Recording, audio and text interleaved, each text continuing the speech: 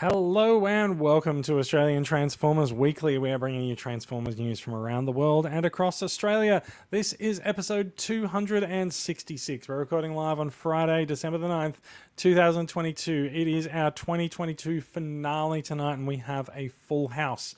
If you are listening to this a week later via a podcast app, stop it now. Actually, no, listen to the end and head over to YouTube where this podcast is recorded live and you can watch us live, or you can join the Transformers Collectors Club Australia group on Facebook and watch us live in there. This week, we will be discussing the new Transformers Rise of the Beasts movie trailer, the new Transformers Reactivate video game trailer, the new Transformers figures revealed in the past couple of weeks, and we'll check in on HasLab's Deathsaurus project as it enters its final days. All of that and more is coming up in this week's episode, which is probably going to run long after this.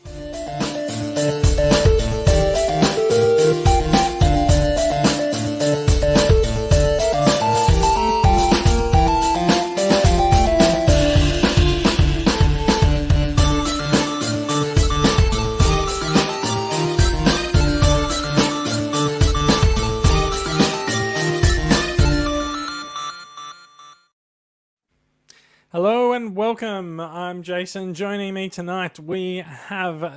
Let's see. Should I go east to west? No, that's going to be a problem. It might get too confusing.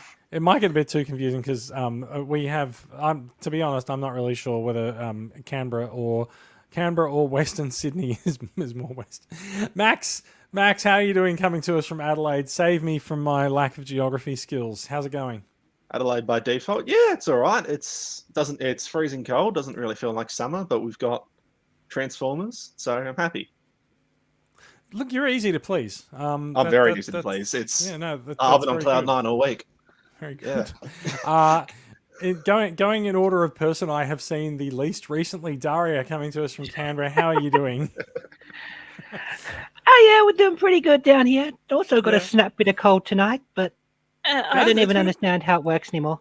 It's been a bit chilly in Sydney as well. It is officially summer in Australia, but I had a video call with my dad in Melbourne last night, and he was wearing a jumper. So yeah, I don't know.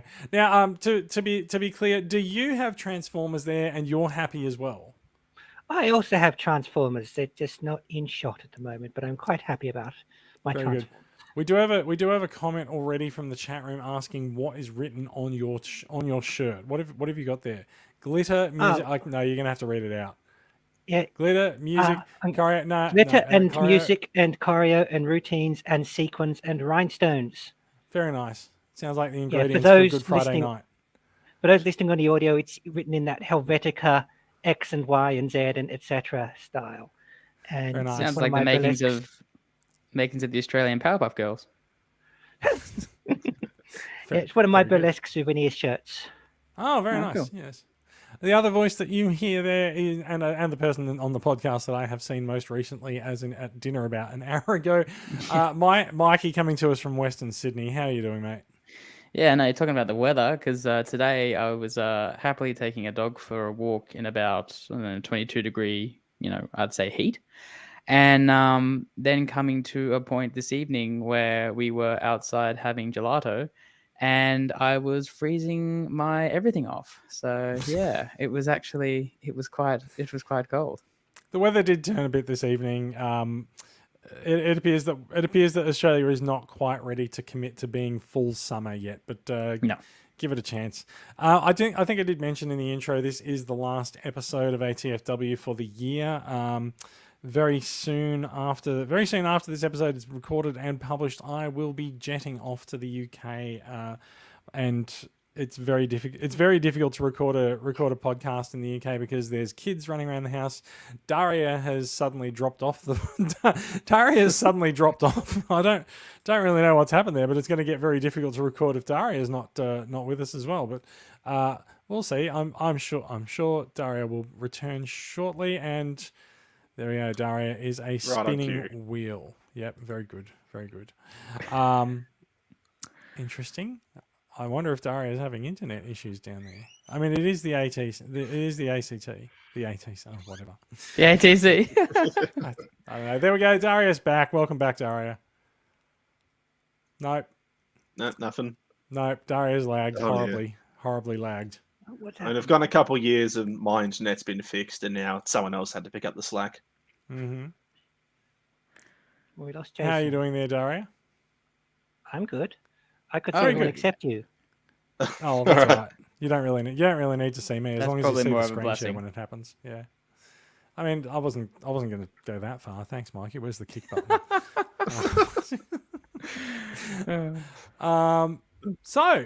Yes, let's in fact on that note, I might just turn my lights down slightly because like I think there is a large blur of white light coming from the side of me. There we go. It's a little bit nicer. So yeah, how are we doing? It is the last episode of the year. I'm jetting off to the UK soon.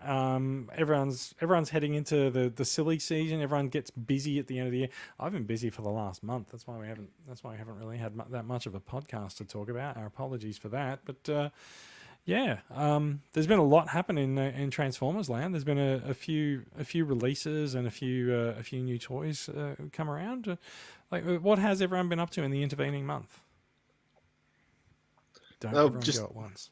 working pretty much non-stop. I've been out doing field work in Mallee, north of the Murray, and then had no reception whatsoever out there, for a couple of weeks at a time, and come back, and all of a sudden we're just getting completely flooded with news.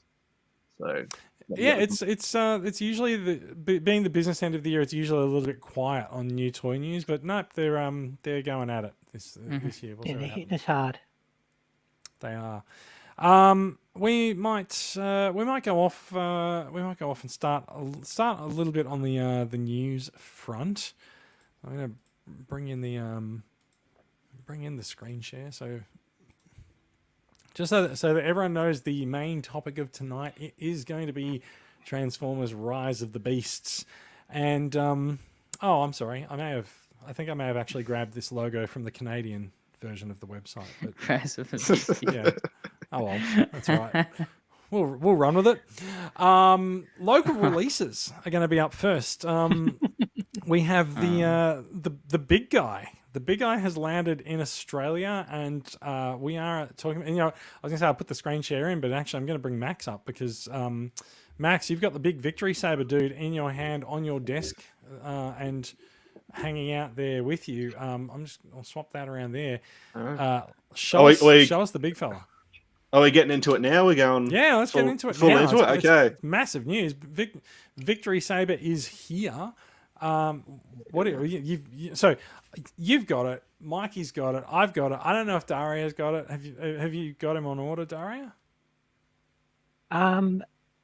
Yeah. In fact, I've been emailing you about him. I haven't received emails, but that's fine. We'll talk about it. Oh, yes, that's right. Well, I've been Facebook messaging you about him. Yes, that is right. I forget because there's a lot of people there. So yes, you have a We just have broke a the Victory fourth Saber wall, coming. everyone. Yeah, I don't know if that was a fourth wall or more of a seventh. So look, all of us have Victory Saber in some form of acquisition. Mikey and I haven't opened it yet. Max has opened it. Max, give us your thoughts. Well, he's very good. That's excellent. That's what we want to Let's hear. move on and talk about Rise I of the should Beasts. think so. After Yes, a very year good. and what has it been, 2 years and $300 or $400 for most of us? I should hope he's at least on the positive side. At the $300 or $400 mark, he is. I'm not going to say he was probably slightly too much money, if I'm honest. It's it's really good, but not quite sure the value is there. But it's also good enough that I kind of don't give a shit. It's just, it's just excellent. Only if I just go into downsides real quick, Micromasters are garbage. I think the Micromasters were always going to be garbage, though. Like, we knew that they were just the Siege Micromasters. No, they were just a tier, they were just an extra unlockable, and Yeah, I hadn't messed with Siege Micromasters before, but yeah, these are they're nothing. That's okay because everything else is one of the negatives would be occasionally some of the panels tend to pop off. Like if I'm moving the legs around. Sometimes now it's not going to do it, but sometimes the transformation joint will engage and like it'll collapse a little bit. But it's standard fare. It's a transformer.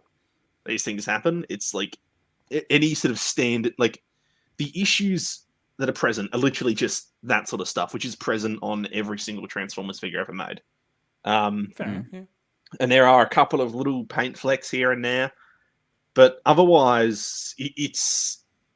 I mean, just aesthetically, it is the most like late 80s, early 90s Japanese super robot thing I have ever seen. It is obscene. Like just the color scheme. Wait on until these you see two what's alone. coming next year. Yeah, but just everyone says he looks like a Gundam. Like it obviously does. Has that. That's who it was designed by, the same guy who designed a lot of the original Gundams. But like it's even more so. Like I don't really see it as that. Even it feels like a whole thing in and of itself. Like he's this distillation of all of these design aesthetics from that time period. He's just it just looks like I don't know how to describe that aesthetic. I guess you call it the super robot aesthetic, but he's just the perfect distillation. I think that's fair. Yes, yeah. And it's just. But both Victory Saber and Deathsaurus, they are sort of they're Japanese G1, and they do sort of carry a lot of that more sci-fi based design for the robot, rather than sort of being an Earth vehicle or anything like that. They're way more out there. Star Saber and they're like it's sort of like a futuristic jet, and yeah, it's a particular aesthetic and a particular look, but yeah, no, I think it pulls it off really well. The color scheme I think is the most fetching part of this. It's a brilliant basic color palette. It looks like a toy. If you know what I mean. Like it doesn't. If you look at, I don't know, just grab the closest thing to me. There's Deluxe Wild Rider, right? Like it's a toy. It looks like a toy, but it doesn't have the aesthetic of a toy. Does that make sense? It's like it's trying to represent something else. Like here's this cool, sleek red and black car, yada yada yada. Whereas here's your big, chunky, heroic robot thing. This bright red and yellows and gold and striking blue and this big white patches and sharp angles, and you get what I mean. It has this real like. I don't know how to quite nail down what that aesthetic is, but it is nothing says hero that. more than red, white, and blue. So Yeah, I was going to say he is absolutely the good guy colors. Yeah. Definitely. The blue and red, as heroes often do. The white, of course, and throw in a bit of gold for good measure. Because he's royal, he's regal. Yeah. And like, so he just nails that aesthetic. And just visually incredibly striking. But the thing that gets me is, and Victory Leo as well, obviously. I mean, it's like a jet man that turns jet lion man covered in guns. It's with tusks. Ridiculous. Yeah, it's ridiculous. But I actually really classy looking. I find that most people have been discussing like Victory Saber or the combined mode or anything, and it's been a while since I've actually seen people hold up the Victory Leo bot on its own. Well, everyone seems to be striking. Yeah, well, everyone seems to be displaying him in a combined mode, and in my view, like Victory Leo, Leo, it's kind of there for it, right? Yeah, but he's a really good figure. Like it's really, the only flaw ostensibly is that sometimes the leg panels will come undone, for the transformation. Otherwise, like he is thick and chunky. Like he's the size of Leader Galvatron and about the same weight. Really big, thick, clicky ratchet joints. Doesn't do a huge amount in terms of transformation, but he makes up for it, and that is just crazy poseable and has all this, different forms of weapon modularity, and obviously the classic ways to combine with Star Saber. So it's a really, for what is. Like, I mean, people are sort of treating as an afterthought. He's a really solid piece, and I guess that's, that's the main takeaway I had with this whole set is just like the sheer amount of engineering put into it, and the sheer amount of plastic. Like, it is a mainline Transformer, right? It has the legacy branding. It fits in nicely with that aesthetic. You know, it functions like a modern generations figure, but it's not a separate thing above that. It's not, it's not like trying to be a masterpiece. It is a generations figure, but it is just, they've just packed so much more in. Like the fact that, here's a mainline Transformers figure, and, for the first time ever, really, he has dedicated butterfly joints in the shoulders. There's a dedicated ab crunch. There's all this articulation, all these little bits of engineering. Transforming him is, ostensibly a really simple process, but just everything clicks together so rock solidly. It's like, I guess the way I best describe it is it's a collector's piece. Like, there's no question it is a very premium, very fancy feeling collector's piece, but it makes you feel like a little kid playing with a toy again. There's just this sense of, oh my God, this is so fucking cool. That's really what it comes down to. It's just like, you mess around with it, and it is genuinely just fun. Looks cool. Yeah. Yeah. Definitely. It's just fun is really all there is to it. How tall is the figure? Just now you got it in person. So he's about like, I don't actually know. How many Wild Riders is he? Okay, so it's like it'll be like you measure horses in hands. Let's measure Victory Saber in Wild Riders. So that's next to each other. So yeah, it's about 2 Wild Riders tall. Two Wild Riders and some shoulder spires. That's next to a standard can of beer. Like I can't depth of field on the camera. Yeah, so that's about his size, and he gets to, in full combined form, he gets to about Siege Jetfire's height. Yeah, cool. So he's like, fully combined. He's still not quite as big as that Commander class figure, but he's a lot denser, and there's a lot more engineering going on. Yeah, he's about the size I was expected, maybe a centimeter or 3 bigger, and I'm pretty pleased with that. I haven't got mine in my hands yet, but yeah, I'm now, at least partly based on your review and some of the pictures I've seen now people have got, I'm thoroughly looking forward to the man. Actually, you know what he feels like? He's about the same size. He feels like a Unicron trilogy / early movie line leader class figure. That's what he feels like. That's a good toy right there, if that's what it feels like. Yeah, and obviously significantly more expensive than those things were because times have changed, but also, it captures that same feeling. I was wondering if I have mine out of the shipper box. I was wondering if we want to just quickly take a look at the box and how it presents itself as you take it out, just real quick. Just because I have it right here.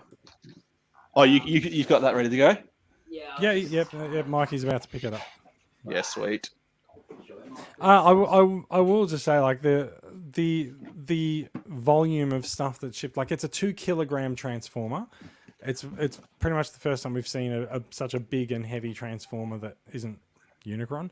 The box, as Mikey's holding up, is especially nice. Like, when I'd seen the photographs of this, I thought that it was a glossy outer sleeve, but it's actually not. It's a fairly matte designed outer sleeve. There's sort of a glossy attachment to it where the artwork's been stuck on, but it's very, very nice. And I love that red foil on the Transformers logo on the edge. It's a very nice sleeve. Have you done the reversible thing with it? Yeah, so I've noticed that. So you get this, weighs about, again, Jason said 4 kilos. So you just take the sleeve off. And then, as Max said, the sleeve can actually be unfurled, and inside, I don't know if you can see that, there's some Victory. Oh, yeah. So I had seen those pics of the box. Okay. How do you actually undo it? Is it just tabbed in on one of the edges? I'm gonna do it. Yeah. I don't want to break it. It's a bit nerve-wracking. Like, okay. I've got it. Here we go. You've got it? Yeah. And this is kind of a nice surprise given Mikey's gonna destroy his outer sleeve live on the podcast for us. Oh, wow. Given the Generation Selects, and from what I understand, even Unicron came in the brown cardboard with the stuff printed on it. That this has gone all the way. That's pretty sweet. It's got some pretty cool looking artwork there. Big picture of the combined mode and the combined jet mode and everything. So that's a nice and little that display is option. straight out of 1980 something.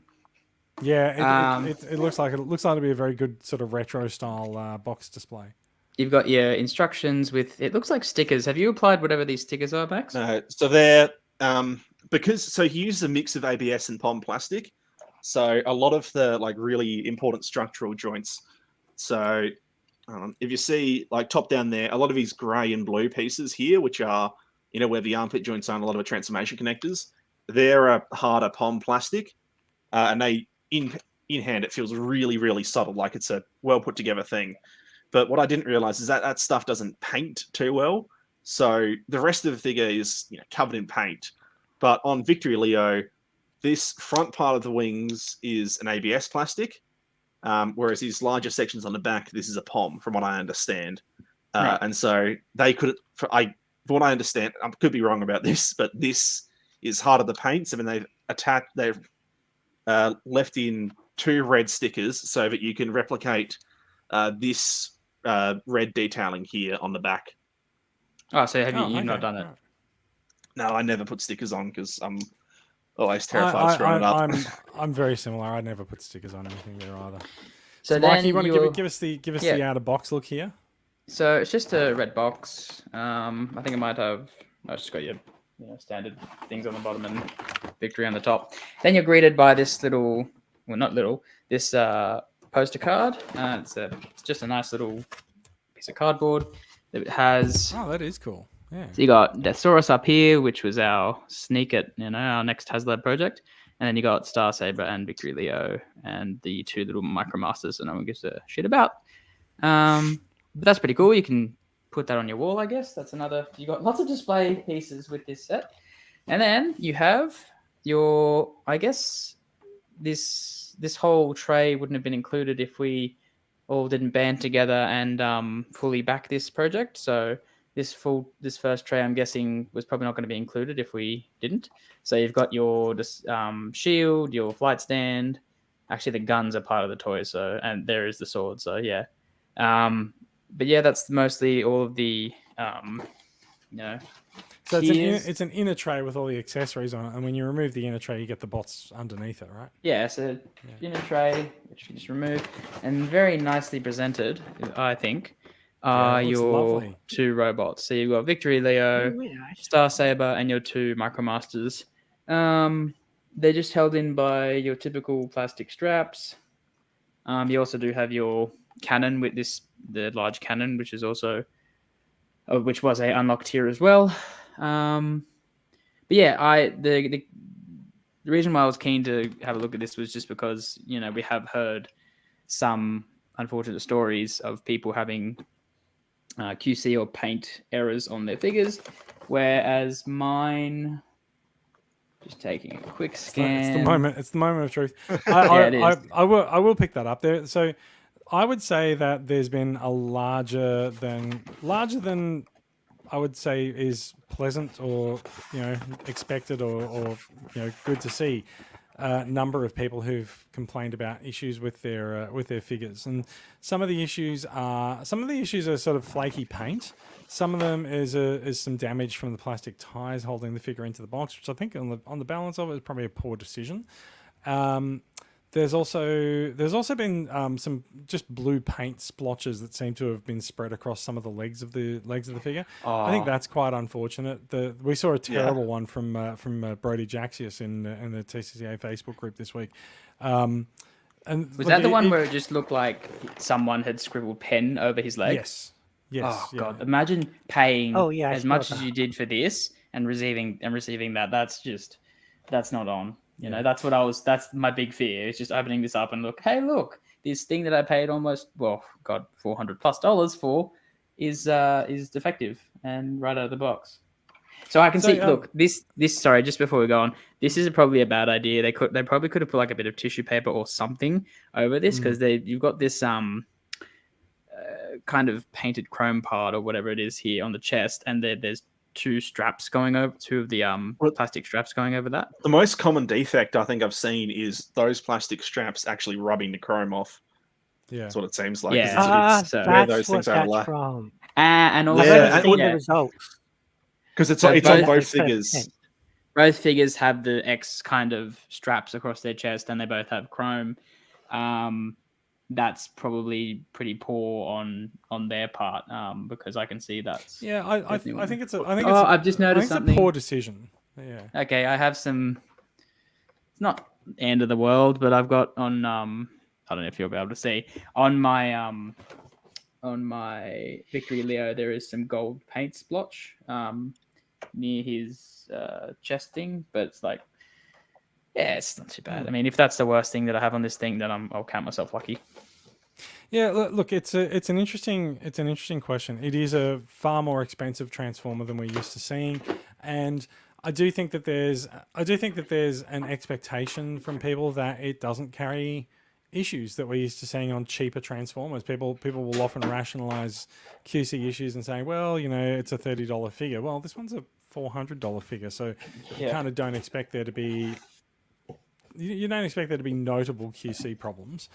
The fact that things are leaving the factory with paint splotches and the like across them, it's a bit of a concern. It is on Hasbro to actually look at the figures before they go out, and you sort of get the feeling with the number of issues that people are raising that some of the quality control and the inspection on those things might be taking a bit of a nosedive.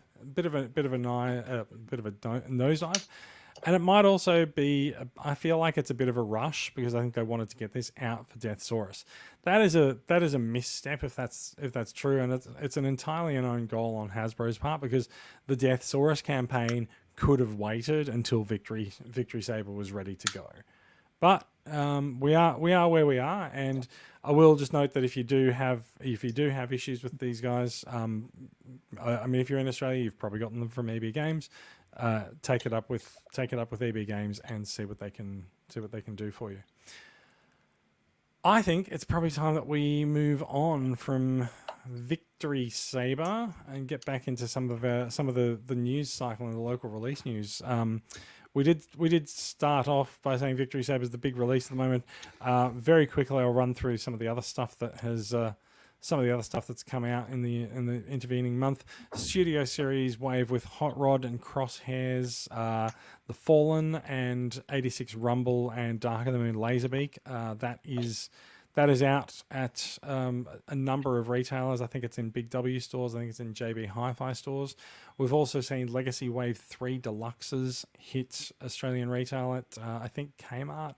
They've turned up at, and the Micro Machines bases that we've heard about in the last little while. There's a Bumblebee and an Optimus Prime base that have a bunch of little Transformers themed cars that come with them. They are available at Big W. So if Micro Machines is your jam, you're going to be pretty happy with these figures. They look pretty cool. Heading overseas, the big news is this week, Legacy Evolution, which is the second year of Legacy. Wave 1 is out in Asia. So we're talking Deluxe's Needle Nose, Hot Shot, Scrap Hook, and the final Stunticon in Breakdown. That's your Deluxe Wave. And the big news for Legacy Evolution Wave 1 is the Voyager Tarn figure. Probably one of the most desirable Transformers that I've seen in the last couple of years. Huge release. Tarn is amazing. Oh, and Leo Prime's also out, but yeah. Yeah, who cares? Oh, and Leo Prime.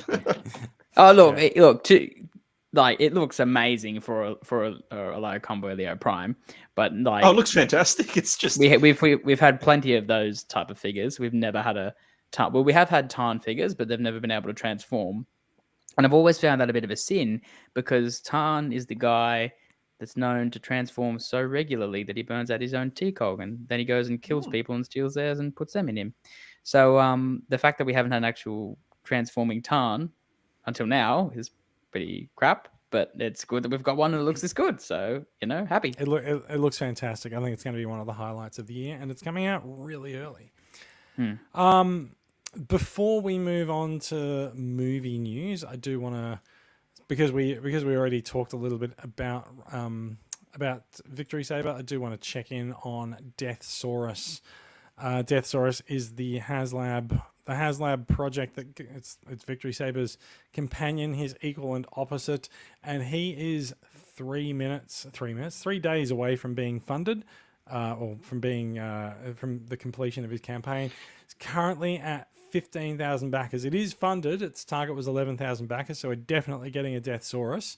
It's at 15,617 backers, and it needs to get to 17,000 in order to get the throne, which I'll bring up the picture of the throne here if I can find it, and I can't, so never mind.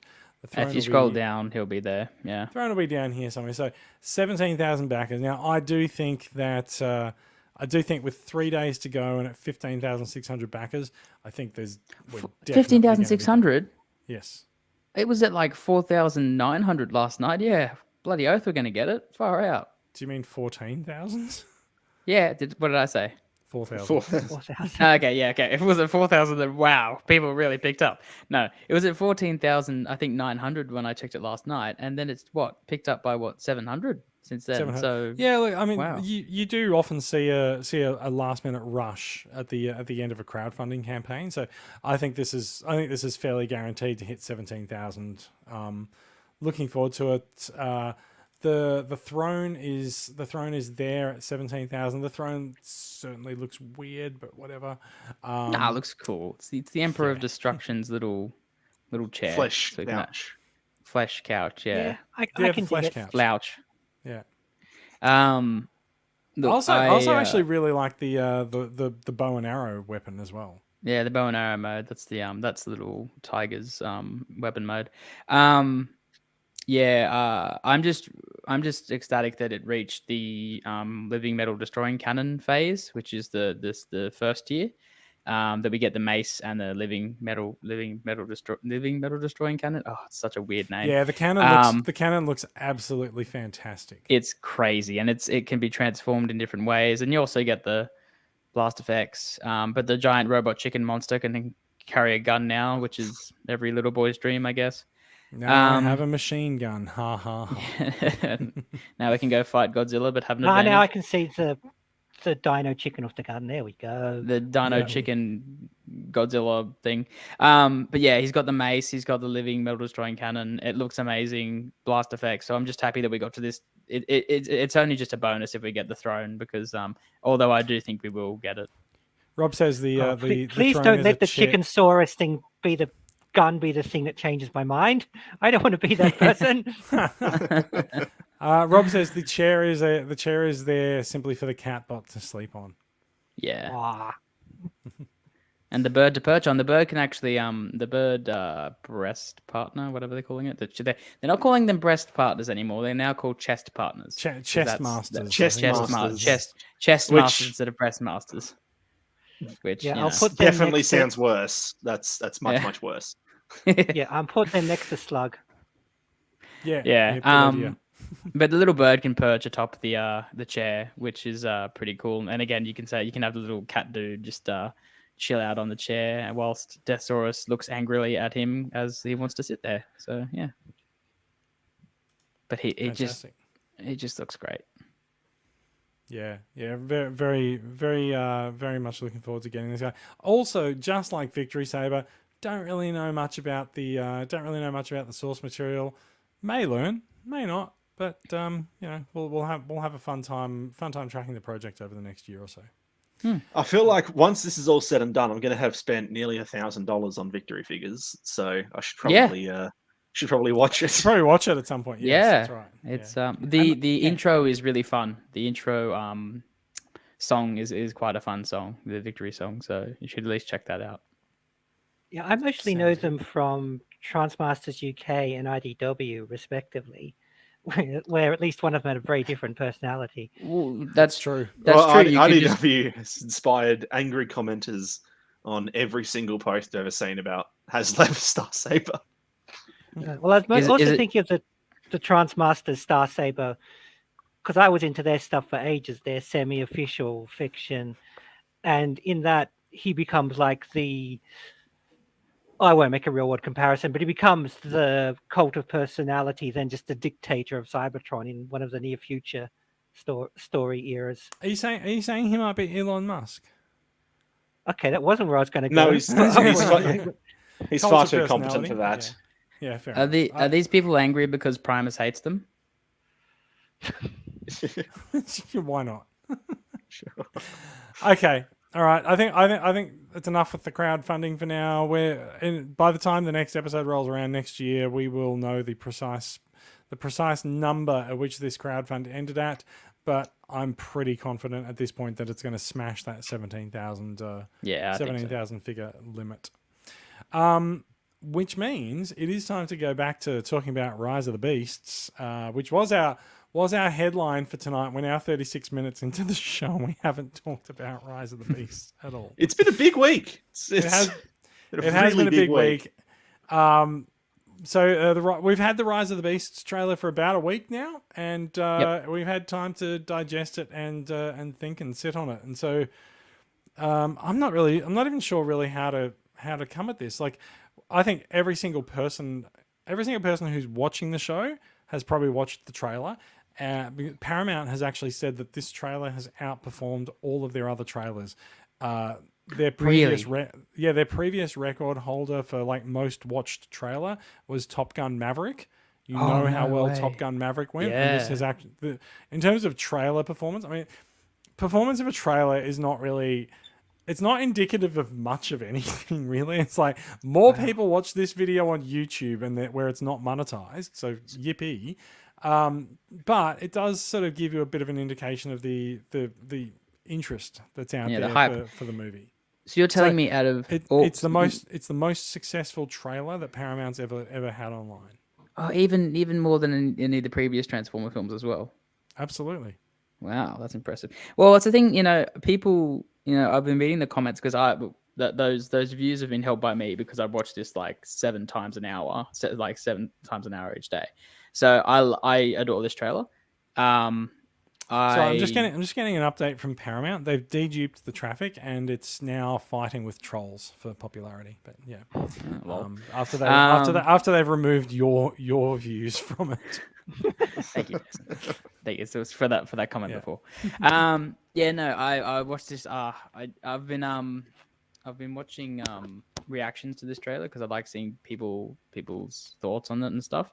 And YouTube famous Transformers YouTube reviewer Sixo and also podcaster did a great breakdown of this trailer, which I really enjoyed, and he's been the most thorough one so far.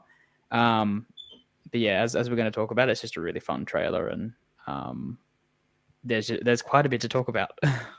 Look, I don't want to just sort of like go through and recap what's happening in the trailer. As I said, I think everyone's watched it. I don't think running a recap of the trailer is really that useful. And I'm just going to sit here and just tab through stills while we talk about it.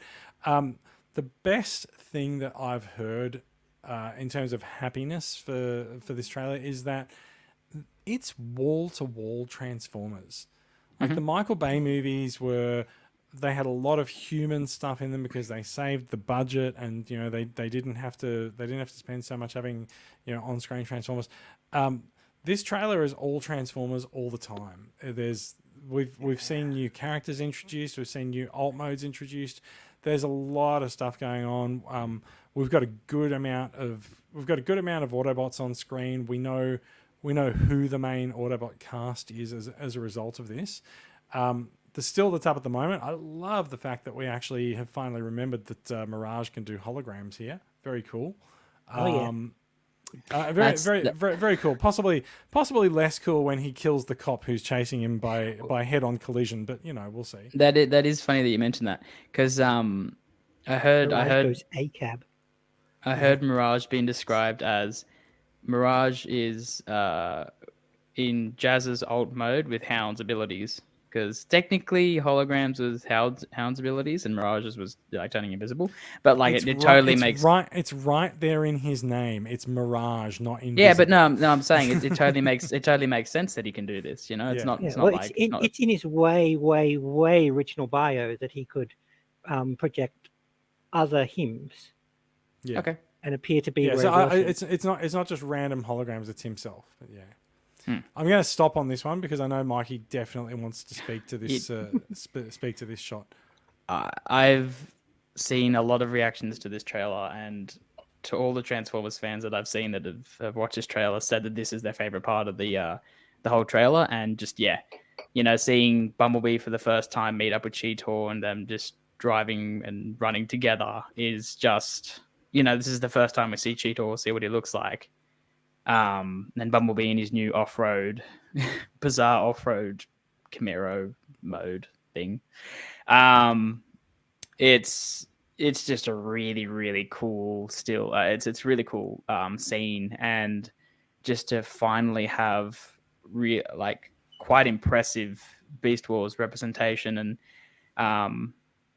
it was quite funny. There was this.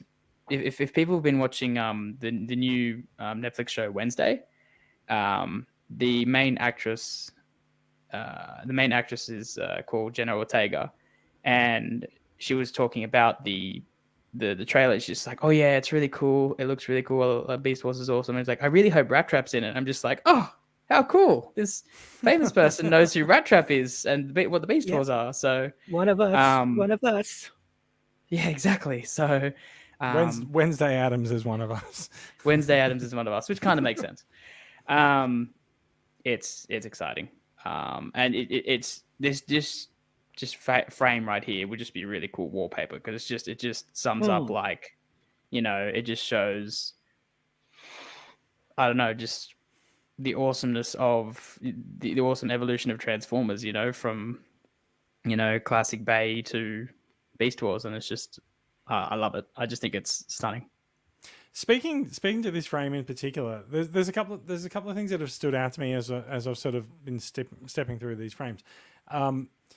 It's less obvious when you watch it as a sort of a flowing video with a frame rate, but when you look at it on a sort of an isolated still here, you can really see the fact that car is not there and has been digitally inserted, which does go to one of my complaints for the trailer. Like I think the CGI is not as good as it could be, but it's also pretty simply just unfinished. But the thing that strikes me about this is that looking at that digitally inserted Bumblebee versus Cheetor, who looks like he's actually a part of the shot with motion blur and the like on him. But you can also see that Cheetor's body and the panels are not like they're not a sort of a straight up lineup, and that I think that goes to part of the supposition that we've seen in the movie that sort of the beasts are discovered sort of dormant in some of the Incan temples, and so maybe their initial appearance in the movie might actually take on some of this rock and stone. I know what part of this is. This is their big thing about never making the cars look dirty because the sponsors don't like it. Yeah, you're probably right. Yeah, possibly. It is an off-road Bumblebee, so he is off-road. He should be dirty. You're right. Yeah, but you watch in a lot of the other ones of the Michael Bay ones, and less noticeable in Bumblebee because it's less going on. But they're in all kinds of rough and tumble, or they're out in the dirt, or what have you, and they are pristine because GM and Ford and whoever else want their product to be nice and shiny on screen. No, yeah, you're 100% right, because literally you see 1 minute Bumblebee is on screen and he's battle damaged, and maybe one of the windows on his wing pack was broken, like his door wings were broken, and then he transforms into this perfect pristine car, and he just that's pretty much all of these movies, unfortunately. So that wouldn't surprise me if this trailer actually this shot actually just happens to be the shot that's actually in the movie. I also, just sticking with the sort of like the old metal and rock sort of look, like you can see sort of the texture on Air Razor's wings and stuff here as well. It's all very pretty and very nicely done. I've actually just noticed that in this scene here, there is a Transformer standing at the end of the bridge here. And I think that might be RC, because we see that's RC Prime. He's in a couple of shots. It is Prime. Yeah. If you just saw the next frame after that one, you'd see it's Prime. Yeah. And people are this might I'm not sure, because in the scene, air razors blowing fire at the bridge. This could be like one of those things, you know how when we first meet the Maximals, the Autobots are probably going to fight them because they're probably going to perceive them as a threat. So they're probably going to have this, battle, just be like blah blah blah, and, and then that comes to that point in the trailer where Primal's like, "Hey, look, I'm not the enemy," and then they're friends. So maybe that's at the point where Air Razor is actually trying to fight the Autobots, possibly because it looks like she's blowing fire at Mirage as he's going over the bridge. But maybe. Who knows? Yeah. Lovely look at the design for RC here. A very G1 RC design, Faithful, but also yeah. very faithful to what we saw in the Bumblebee cartoon. Sorry, in the Bumblebee Studio Series line as well. So I bet Hasbro is very happy that they put the effort into designing that RC figure that is on shelves everywhere around the country.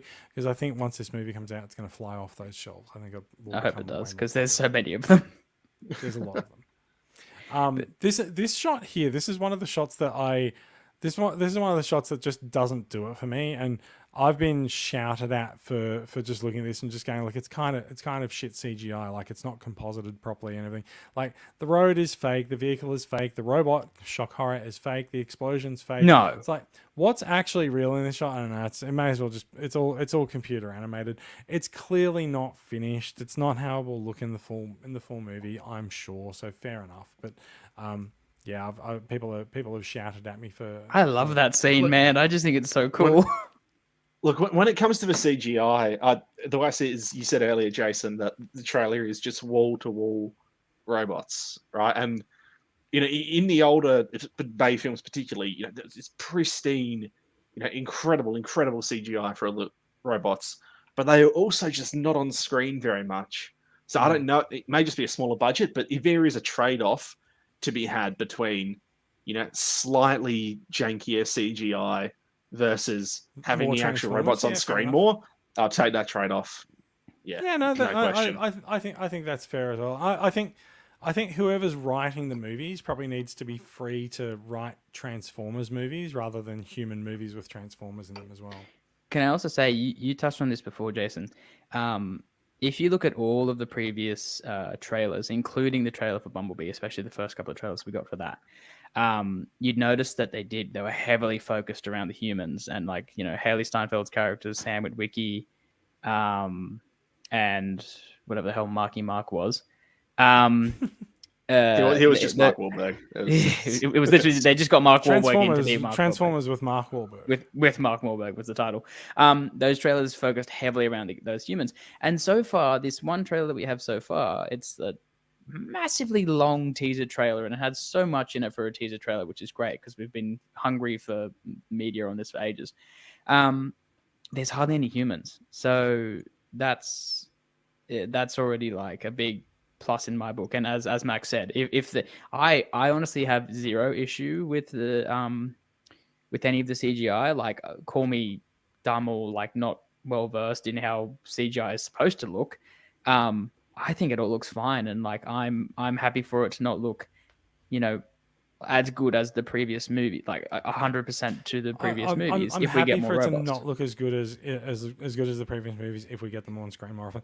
We did actually get a lot of Transformers, like a lot of on-screen action from like Bumblebee, Dropkick, and Shatter in the Bumblebee movie, but there was a lower number of Transformers, but they were on screen for longer than we have seen in the previous thing. So if it's following in those footsteps, then yeah, fair enough. And the unlike other thing, the previous, Sorry, just quickly. Unlike the Michael Bay movies, in the Bumblebee movie, we actually got some character from the Decepticons. Like, we actually got to know them a bit better, and we got like a lot more from them.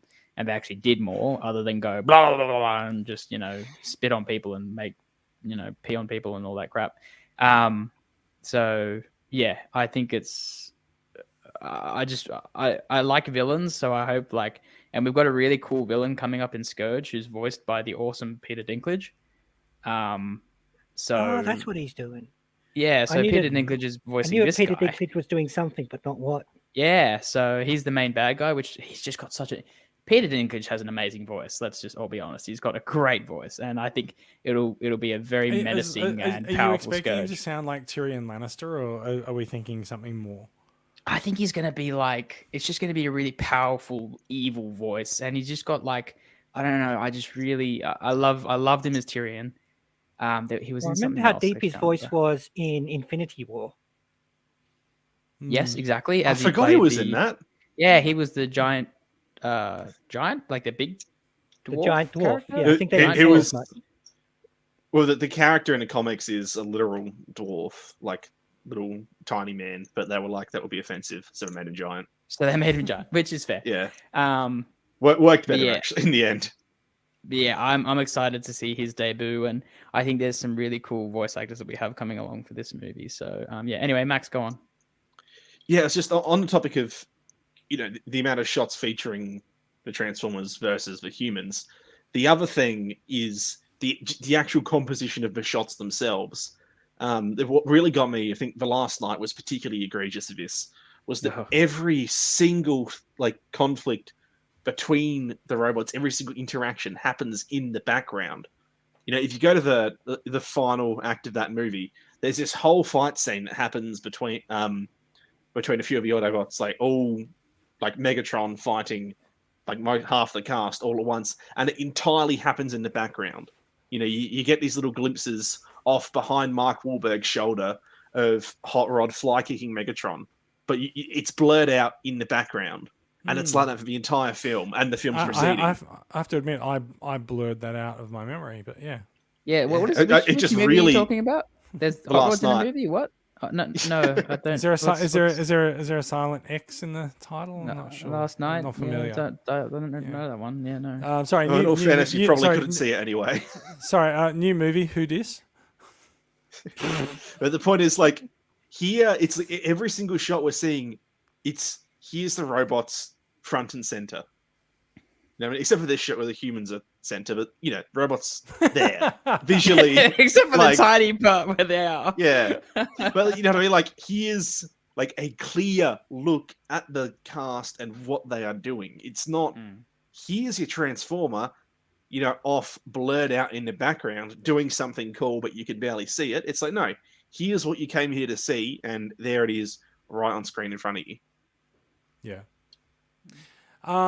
Let's. Look, I think we've spent a while reacting ourselves to the Rise of the Beasts trailer.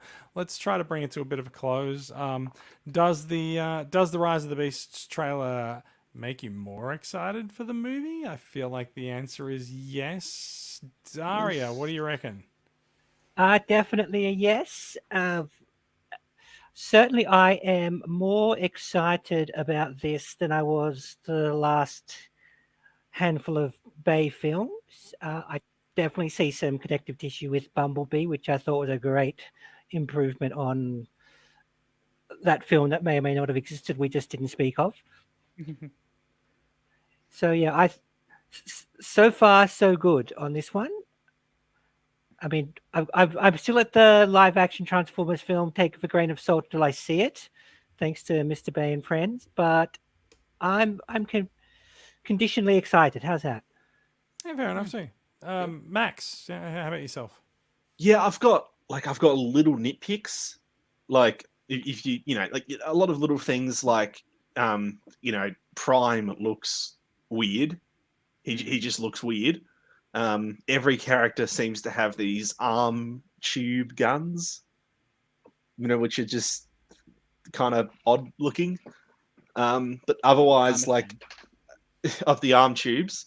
Yeah, look, I've always been a fan of a robot's arm transforming into the gun rather than holding a gun. That's just a personal thing. So the fact that Prime just does this thing where his arm just goes just transforms into a gun and it's a massive cannon, I'm just like, that's sick to me, and that's what I like. It's a very personal nitpick, but I'm like, I've counted 4 characters that all have the arm tubes. I'm like, no, just stop it. Dial it back a bit, please. Otherwise, the other big thing is... I'm pretty sure that with RC seen in this shot here, I'm pretty sure RC has a gun holstered there. Perfect. No Excellent. tubes present. The other positive in terms of things that are and aren't present, just quickly was I've seen no mention whatsoever of the military, which is fantastic. Just Yeah, it's a nice hopefully change. it stays that way, but you know, the first few movies really did feel like a giant, ooh, go on, join the US Army, kids. It's great fun. Yeah, basically. So it's quite nice to just see a complete departure from that. I'm fairly sure that given the apparent machinery that appears to be in the background of this the sort of battle in the trailer, and sort of the scenery and stuff, I'm fairly sure that the final battle is probably set in Wakanda. That poor country just seems to have a lot of battles on its territory. But yeah, they're coming from the water now. They're coming from the sky. Yeah, Mikey, I'm gonna give you another 30 seconds to espouse look. I'm there opening day. If there's a midnight screening, I will be there. I'm going to see this multiple times with multiple different people. Yeah, look, I love Beast Wars. Been a fan of that ever since I found out it was a thing. I watched it all, and the fact that Optimus Primal looks very much like what I would think a movie Optimus Primal would look like. Cheetor, from what we can see, looks like a Cheetor that I would think would be in this type of universe. Rhinox looks amazing. Air Razor looks great. So I think they look faithful to it's just a big robot gorilla. And people have called comparisons to Beast Machines even, because it's more techno-organic mixing, some hair, like that seems places fair. Places with hair and then metal meeting. It's like a combination. And it is a bit body horror. Like it's torn chunks of flesh. That's the thing, we're also not, these aren't like, and that scale with Transformers and especially these movies is never on, but these guys aren't, this isn't the size of an ape. This is more the size of a, one of the robots. And the cheetah isn't the size of a cheetah. The eagle is definitely not the size of a regular eagle, because I think they're stepping away from them. I think the whole reasoning behind that would be like, they obviously came to Earth at a point in time where there was no humans, just animals and, dinosaurs and stuff, if we're bringing the Predacons in. And they didn't have to, scale themselves, too accurately, because the indigenous life forms would be like really, just like, why are you so big? So, and I don't think it would have worked if they, if Optimus Primal was the size of a gorilla, like small. So I'm kind of glad they went with, kind of King Kong as you say a gorilla is small. Have you ever been face to face with one? I've seen one, but I also know that they're absolutely not the size of a semi truck. So fair enough. There is also a good size comparison in the trailer, which there might be a shot here. You can see a human standing in front of him as he lands in the in the water. Gorillas aren't that big. That's King Kong territory, which Optimus Primal and Megatron were loosely based off King Kong, and because he fights a T-Rex and everything. But yeah, I'm really excited for this movie. I have a theory that Bumblebee might not make it through the movie, especially since we actually see Scourge absolutely skewer him in the trailer, just straight up, and as we know, I'm not going to say that because it's a spoiler to Black Panther, but as we know, even some humans can survive this type of situation. So, at least in movies. I mean, we have seen Bumblebee completely break himself apart and reform. That is true, but no, we haven't, because that media doesn't exist. But if we look at this, well, there's theories about that now that we can get into. Yeah. But at this scene, we see Optimus is on the ground, so like he's fallen to whatever Scourge is doing. So we obviously know Scourge is the big bad, and he's not to be messed with. And then Bumblebee sneaks up behind him, and then the Scourge absolutely just turns around and just skewers him, as we can see here. That is a blade going straight through Bumblebee. So my theory is he doesn't survive. Yeah, right. My theory is he doesn't survive because in a later shot we see all of the Autobots walking together with the humans, and Bumblebee is absent. So this shot right here, where's Bumblebee? Is that not Bumblebee in the front there? No, that's Wheeljack. So in this, so from left to right, we've got Mirage, RC, Wheeljack, and Prime. Now Bumblebee could be off screen right now, but this makes me think maybe Bumblebee doesn't. Who do you think is holding the camera? Damn, I was Oh, going to true, go of there. course. Yeah. Thanks, guys. But yeah, so that's a little bit of a theory because this movie could be resetting everything. We don't know. It's all speculation. But yeah, it's I think that'd be really interesting because Mirage seems to be the main character in this movie. He seems to be the character we see often with the human lead. And yeah, and I'm keen to have a new kind of kid appeal or main character that's not Bumblebee. So that'd be really interesting. Wild predictions about the movie. Wild predictions. Who wants to go out on a limb and make a prediction? I've already Time, made mine. travel, reset, the whole thing. It's like, yeah, I mean, I think it's a pretty common theory. Time travel is not out of the question when it comes to anything Beast Wars related, right? Like, if time travel is in there and used smartly, then yeah, fair enough. Yeah. Well, Jason, Optimus Primal himself in this trailer says. Did you say Moptimus Primal? Optimus Primal, yes. Optimus Prime. Yeah, he's got a new hairstyle. His famous cousin that turns into a mop. No. Optimus Primal in the trailer says, "From all the threats from your past and future." So the Maximals clearly know things that the Autobots don't. So there should be time travel in this. And Max, I 100% agree with you. Yeah, for me. There's also a thing where Stephen Cable Jr., the director, said in an interview, "Oh, we've got the Terracons in this, and the fans, well, they know what the Terracons come from, and you know what that leads to." Which doesn't actually make a whole lot of sense, because the Terracons, whatever you call the Terracons, have never, have 10 million different origins, and they're things. Not the ones that we. Yeah, they're not the ones we affiliate with where you're going. Is what? Yeah. Everyone's also assumed he means Unicron as the endpoint to that, when they also haven't ever really been associated with Unicron. Aside from the zombie ones in Prime. Like, that's it. But I think there might have just been some, like, he might have just misspoke there, or just sort of gone, well, people are going to know what I'm going to be talking about anyway, and said, maybe he's just a big Transformers Prime fan. Yeah, maybe. I think in the same interview that you were talking about, and I cannot remember the name of the lead actor in the movie, and I feel terrible about that. But he also said that he used to Anthony watch Beast Ramos. Wars. Anthony Ramos said that he used to watch Beast Wars when he was growing up. So, like there's an awareness of and a reverence to the source material. So maybe it's just the source material that they're most familiar with. So, just speaking on Terracons, if we look at what we all think might be the final battle, where we see Battle Trap, running up, and then all the Autobots and Maximals fighting. Right. Sorry, I'm trying to find the pictures of Wakanda. There we go. There you go. In the background, you see these very insect-like or very skeletal robots coming at the Maximals and Autobots. So you see those things in the background.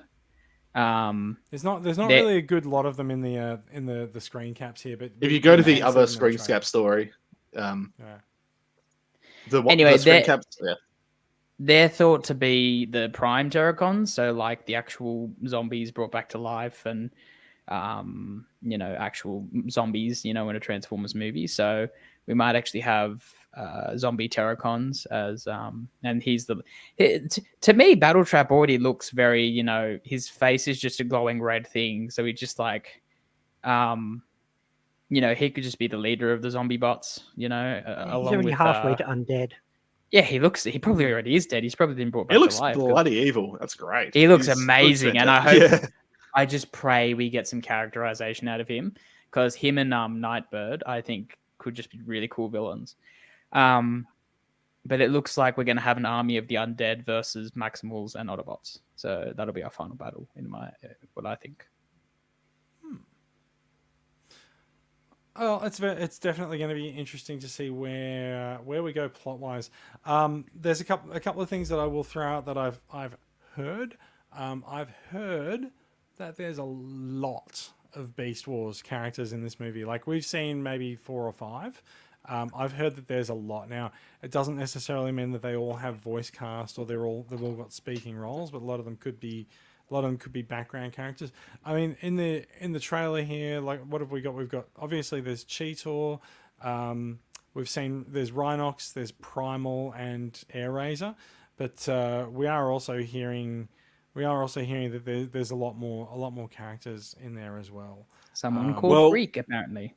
Yeah, and Stratosphere, Yes. like Stratosphere by John DiMaggio. yeah. Apparently Stratosphere is literally the giant jet dude. Like, apparently he's going to be As that rumored, but he is the massive jet. Yeah, the rumor is he's that giant cargo jet thing that his toy was. So cool. I'm up for that. That's like a Titan class. Fantastic. That's a Titan class dude right there. The other thing about unseen characters, yeah, sorry, is that in interviews, Stephen Campbell Jr. said that the Decepticons and the Predacons are in the movie. Thank you for that. There's Decepticons in this movie. Yeah, that's good to know. Like, thank you. We don't know any of them, like which ones are present at all, but he has said explicitly, like, all 5 of these factions are present. Oh, dude, that makes me thank you. I did not know that, so I'm actually really happy about that. Yeah. I mean, I assumed that, but I wasn't. Yeah. Might just be cameos, but still, it's like it's world building, right? Yeah. Right, let's move on a little bit. No, we haven't done Daria's Daria's prediction. Prediction. Sorry, Daria. Oh, I wasn't sure I was going with actual predictions. I don't know I'm on board with Bumblebee not surviving the movie because they just keep putting him at the middle of everything, and I'm not sure they're prepared to potentially close their wallets for Bumblebee money. Maybe it's not the Bumblebee survive. Maybe Bumblebee doesn't survive the movie, but maybe Goldbug does. Well, actually, I have was just twice acknowledged Goldbug exists in toy form, and we used to just never speak of him. So there could be something in that. I was disagreeing with Mikey beforehand. I didn't think that he would die, but now we're looking at these final battle shots, and I'm realizing actually no, he isn't there. Yeah, that's right. But there'll be all these RIP Bumblebee sets. So in death he'll be like, there'll be like all of these like there'll be Bumblebee in a coffin, and all these different exclusive versions. There'll be the grayed out black and grey version. Yes, the black and grey version of Bumblebee. There'll be more media. Sorry, sleep mode Bumblebee. Sleep mode Bumblebee. Or alternate universe Bumblebee. Oh god, yes, of course. Submarine mode Bumblebee. All the things. The Bumble Gunner. All right, I do think we are done with the trailer now. We need to move on and talk about. There's a cool poster which I think we don't really need to speak to too much. Oh, it's a cool slogan. A cool slogan. Yes, it is. Logo. Sorry. It's late. It is a little bit late. And it will get later. I do want to talk a little bit about the toys. We have seen Studio Series 99, which is Battle Trap on the right, and 99. Yes, Studio Series 1. Oh my god, is Bumblebee, 100. which is very fitting since Studio Series 1 was Bumblebee and 100 is Bumblebee, and about every single one of them in between is also Bumblebee. I was about to say probably 50 was Bumblebee, 25, 75 was Bumblebee as well. Very likely, yes. However, we have got to look at these figures this week. They've been officially revealed by Hasbro, so for once we're not looking at Prime versus Prime's photos. They look pretty nice. I think the Bumblebee kind of looks like the sort of the Studio Series retool that we've been getting for years. So it's like it's just another Bumblebee. Face sculpt is nice. Apparently, it looks like the windows are a separate piece of plastic, so the doors are not actually painted clear plastic. So there's been a bit of sort of listening to customer feedback there. Got the stinger on the arm. It does look nice, but it just does look like sort of every other Bumblebee to me. Yeah, it's obviously the newer design. For those who have an aneurysm over that. Yeah. But it's a newer design of Bumblebee because he's got his stompers instead of those weird bay feet, and his arms are more akin to the You're right. He does have the stomping boots, doesn't the he? big the big boots that the the movie Bumblebee does, as in the movie Bumblebee the movie, and he's got the arms are more akin to that design as well. Yeah.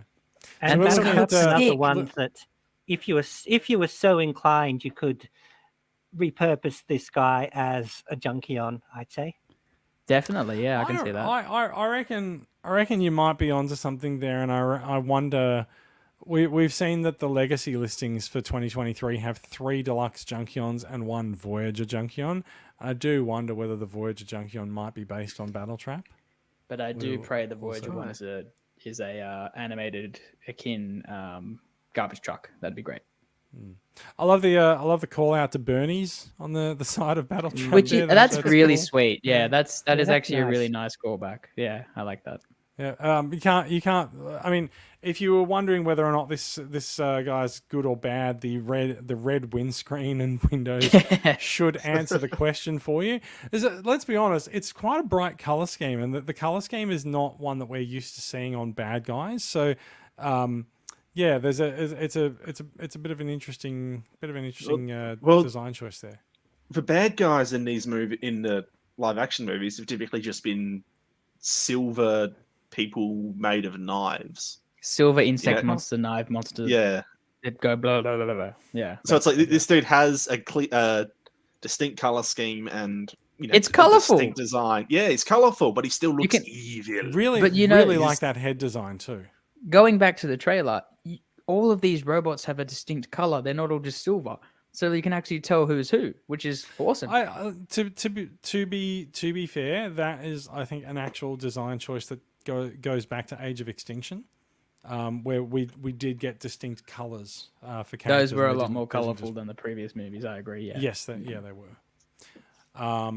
So yeah, I think I actually think it's interesting the color choice being an orange is not so far from yellow, and like when you put them side by side, you can see like this is a light color for these figures. Here's a far out fan theory. Bumblebee dies and then gets resurrected as Battletrap. There you go. And that's why Battletrap's a zombie. Then looks so evil. That's my theory.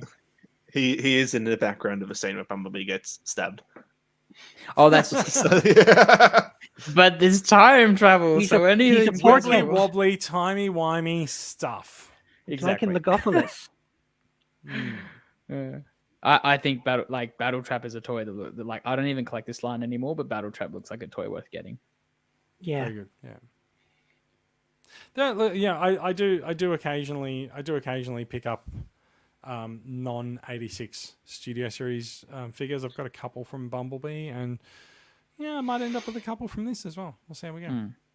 Yeah, and depending what kind of thoughts you have on this sort of thing, he could easily slot in with your non-movie Generations. bots if you wanted Yeah, to.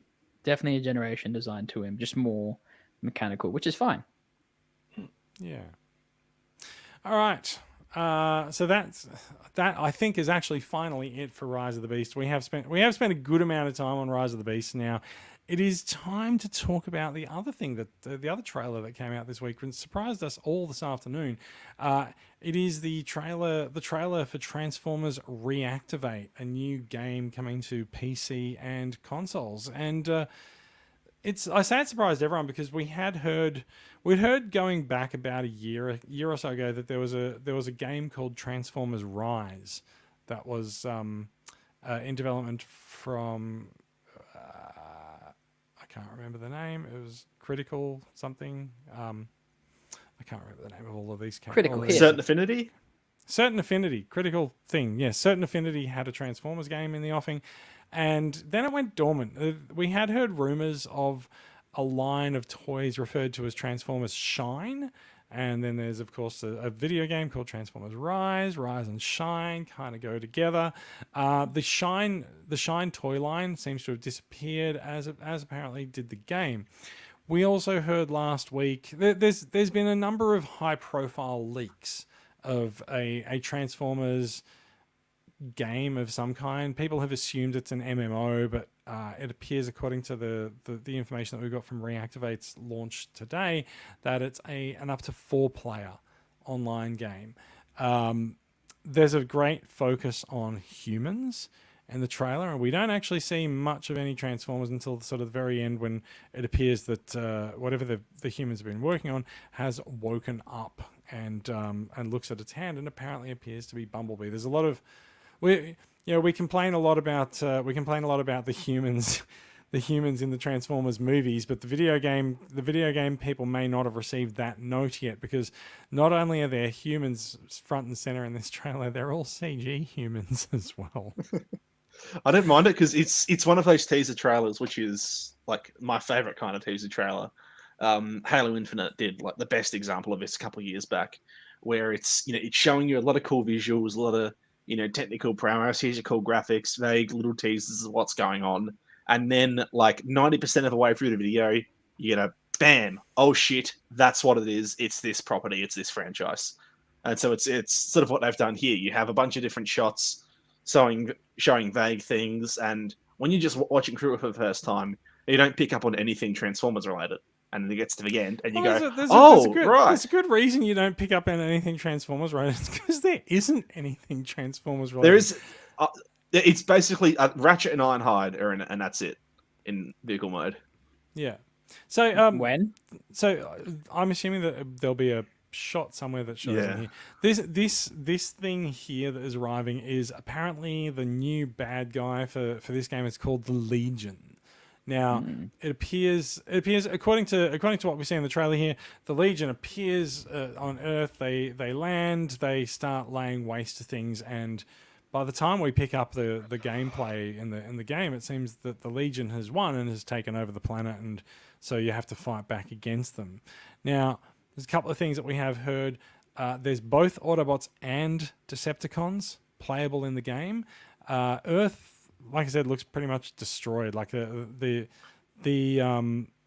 appears that we might have both the Autobots and Decepticons teaming up to take out the bad guy, and that's sorry. Do we want to talk about leaked cutscenes? Sure, I haven't got them here, but certainly, yeah. That's what's in the leaked cutscenes. Is they're on the same side. Yeah, cool. So, there you go. And so the bad guy, and this ends up as kind of a deep cut into Transformers fandom, and it's such a deep cut that you have to wonder whether or not the guys making the game are actually aware of it.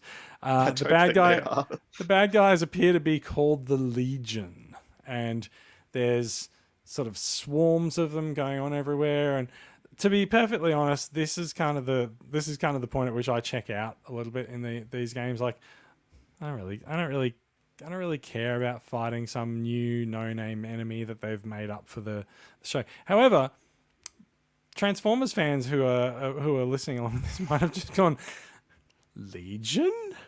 Really? Is that like we've seen a bad guy in Transformers fiction before called Legion, and it doesn't have the best history.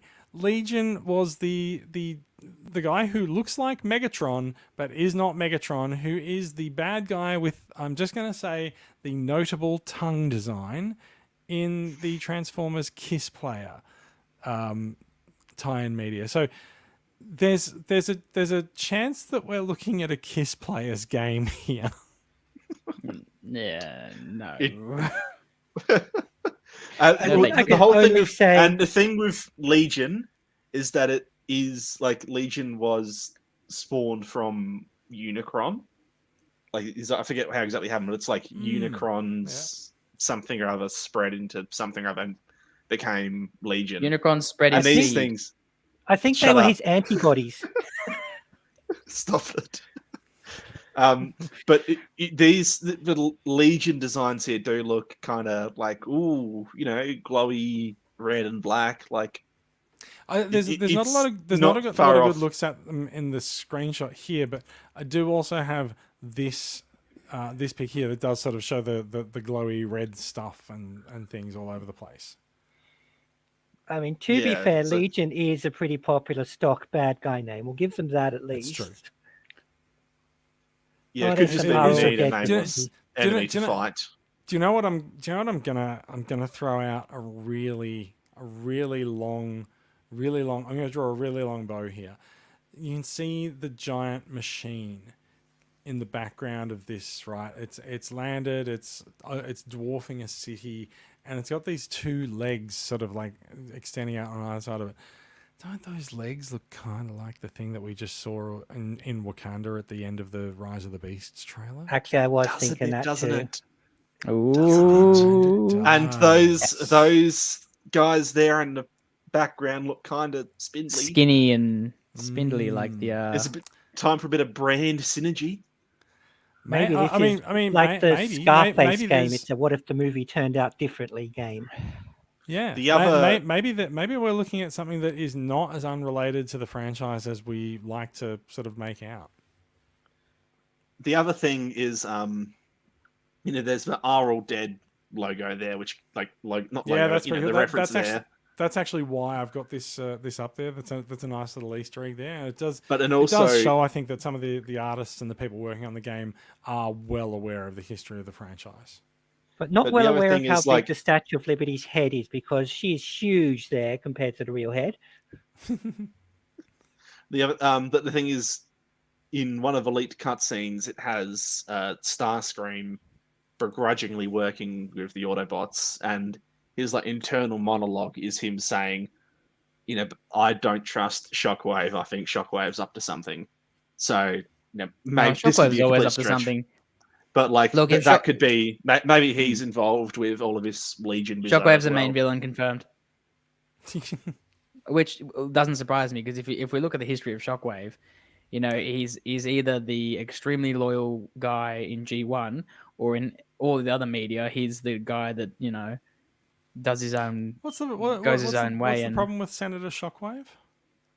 yeah, look, Well, he's just the only. He's an honest politician. Oh, I love him. Yeah, It's a no, great. yeah. I'm saying he's a great character, but like he's usually up to his own dastardly deeds. And Can I just point out this? So this is a close up of a post. Like there's a lot of stuff. Like this is this city is pretty fucked, right? oh, Like it's proper fucked. Like the buildings are disintegrating. Bad shit is happening here. But can I just go this street lamp? This street lamp is still standing strong as a testament to strong civic construction. Dave actually brings up a good point. He says those snake-like things remind him of the dweller slash driller from Dark of the Moon. So these could be Shockwave's pets going around and mucking about the city as well. So it could be Shockwave. It is also notable that these glowing things also appear to be in the head of the Statue of Liberty as well. Yeah, they're like little tendrils or snakes or something. Yeah. And in fact that "Are All Dead" could well be a hidden pointer to Shockwave as well. To Shockwave, he's the one who wrote that in the Marvel comics. Yeah, he's the one that killed everyone, isn't he? So where have we seen Ratchet and Ironhide? If you go back, so Ratchet's in this shot, that's apparently. Ratchet. Yeah. That's matches up with a leaked model of Ratchet. He dead? So if you go back to the earlier screenshots, there's two. There's Bumblebee's point of view, and we know this is Bumblebee driving. So we know this is Bumblebee because it's Bumblebee's leaked alt mode. I did some googling this afternoon if you couldn't tell.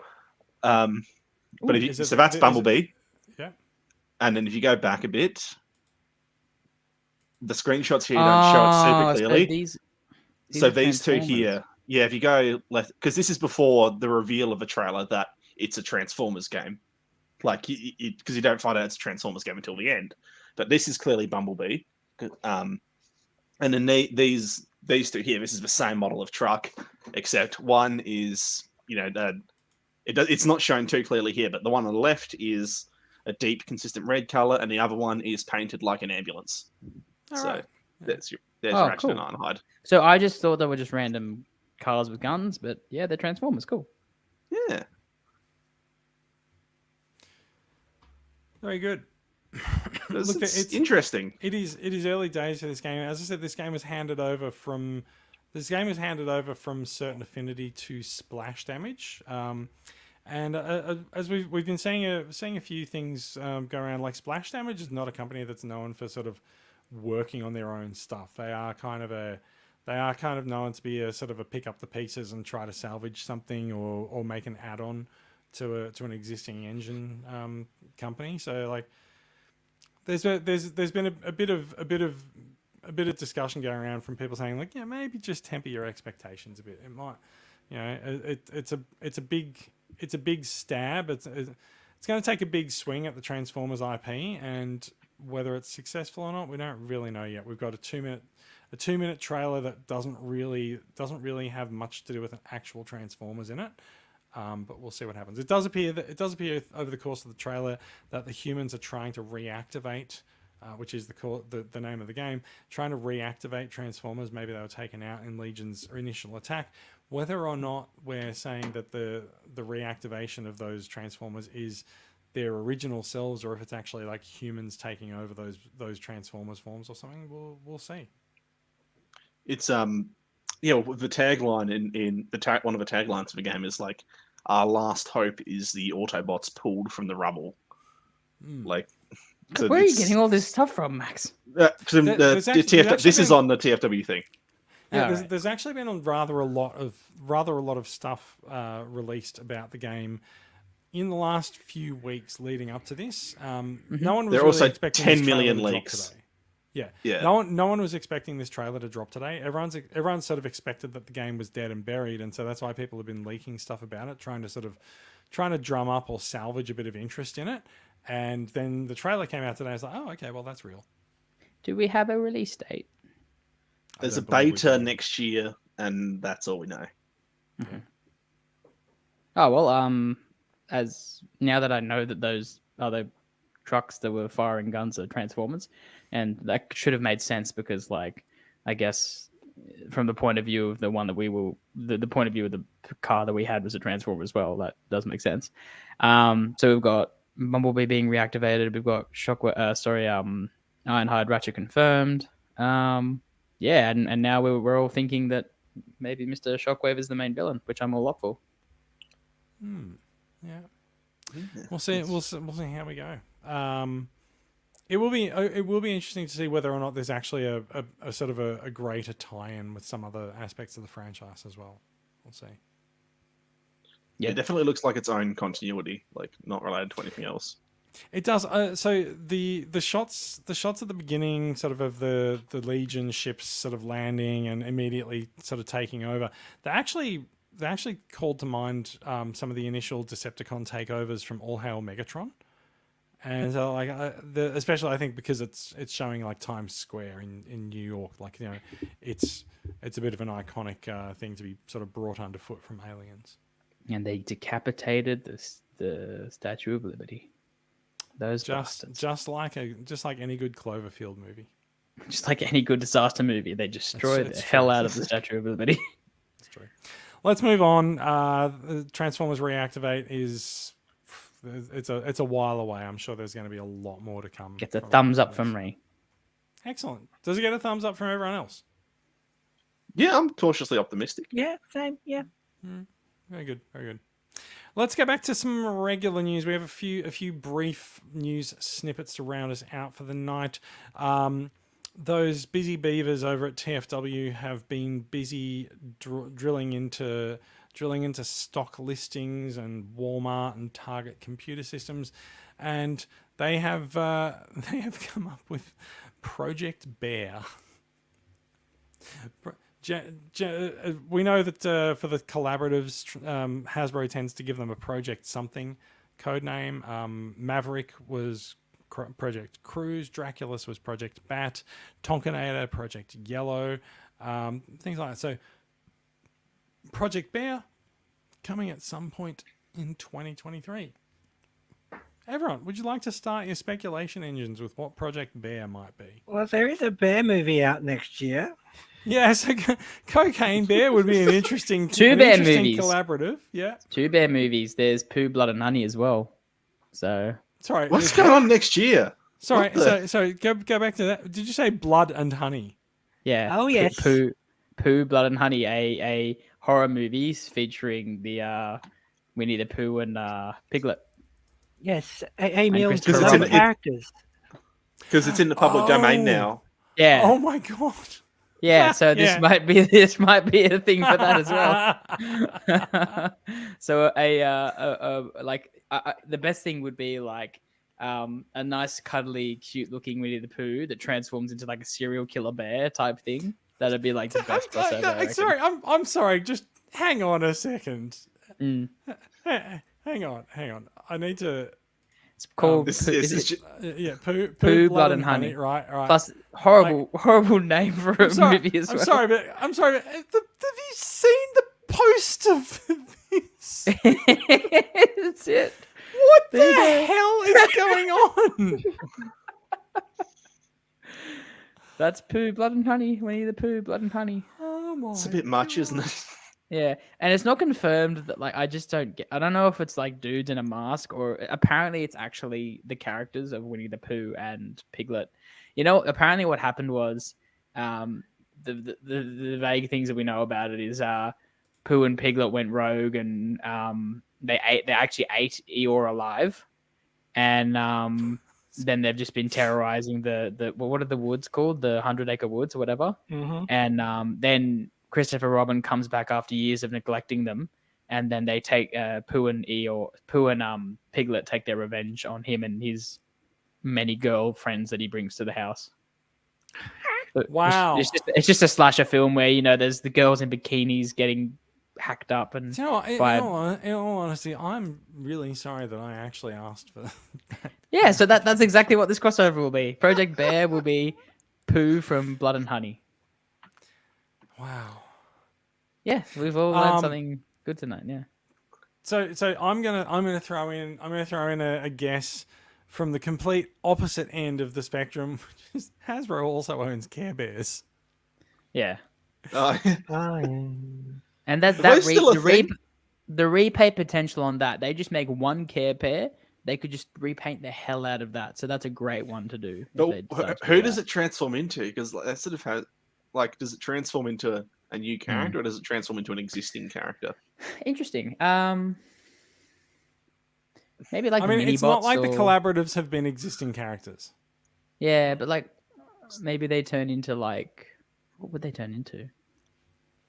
Cars?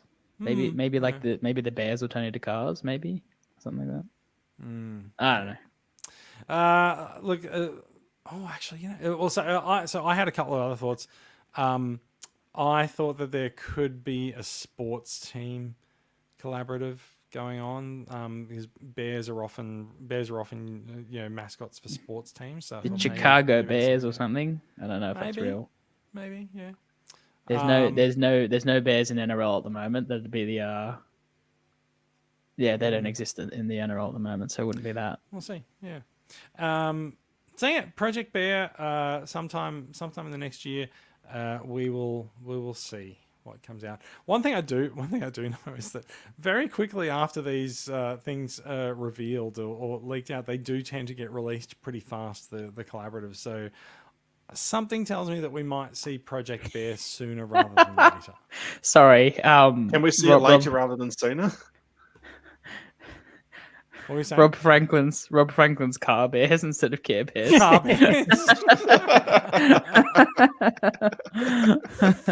Maybe. It's also worth remembering that we're now actually seeing collaboratives that involve Transformers from other franchises as well. Like we've got the Magic the Gathering cards with the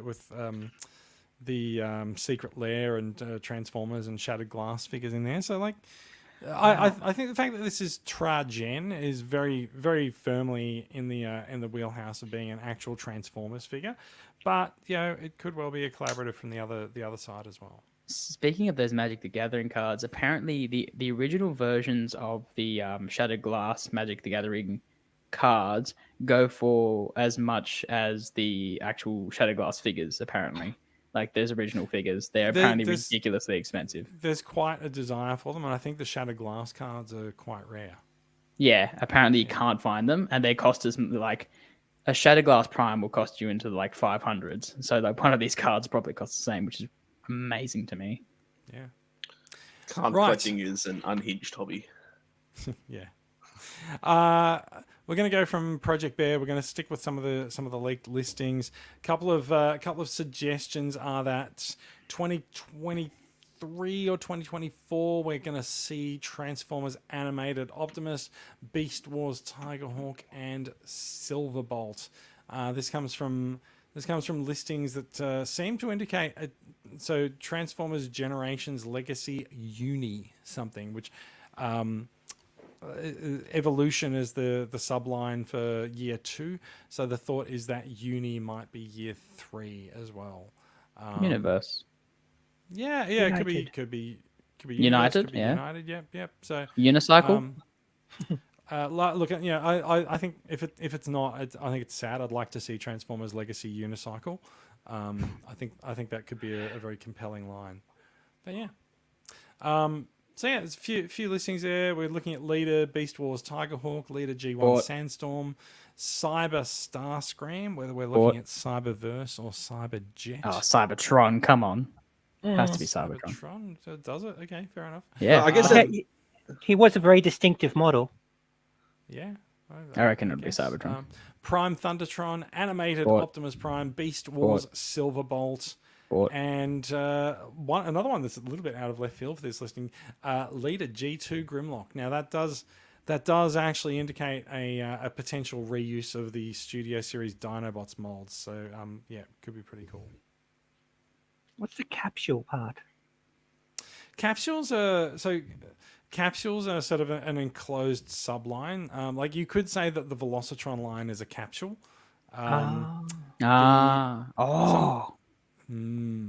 Sorry, maybe it's like a oh god, what was that planet called? So we've had Velocitron. Maybe Grimlock comes from the G2 planet. Yes, the Beast planet. What's the Beast? The Beast planet's got a name, but I just don't know what the name is. Animus, Animatron, maybe. And it was like I think it was Animus in like one different piece of fiction. I reckon we might have that. It'll be a Beast planet because we've had the Speed planet, so we've had the Car planet.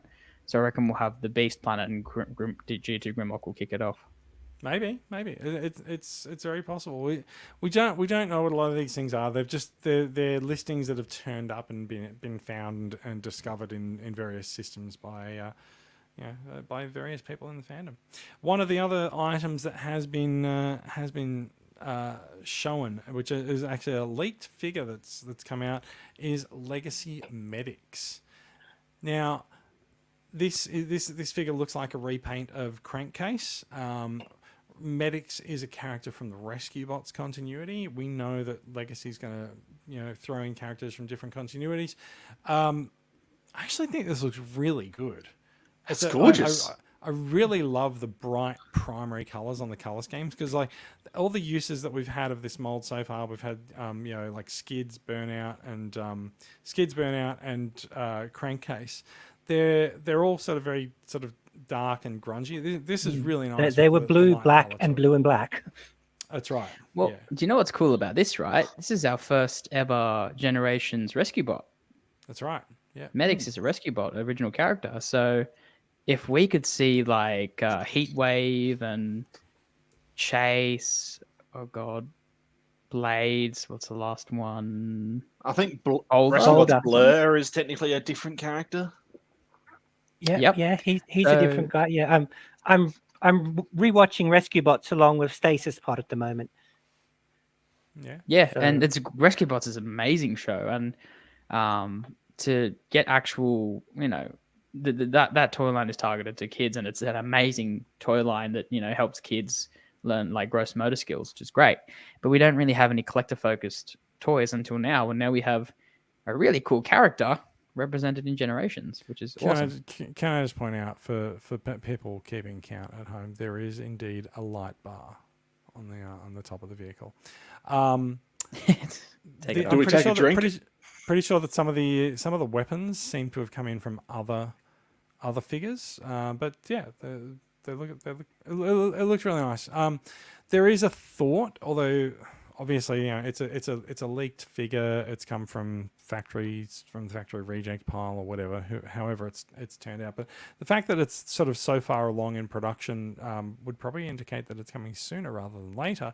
And there's a thought that this could be a Walgreens exclusive, and the Walgreens exclusivity I think it's a leap on the part of the community, but it's also based on the fact that at one of the recent conventions, the Hasbro guys were talking about the kind of figures that they make Walgreens exclusives, and they did draw a line that I don't think people really actually figured out before, which is that the Walgreens figures all seem to be emergency vehicles, Oh, come on. mostly medically related, and because Walgreens is a pharmacy.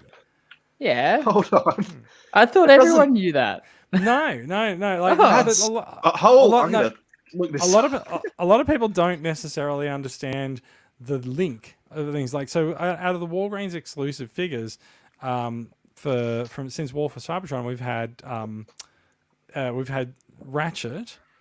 We've had Blue Streak kind of doesn't fit the mold.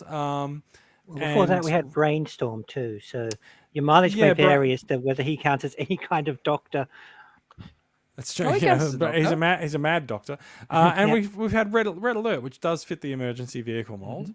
And we've had Minerva, who also definitely fits the emergency vehicle mold as well. So like maybe it's a theme that they're intending to stick more to.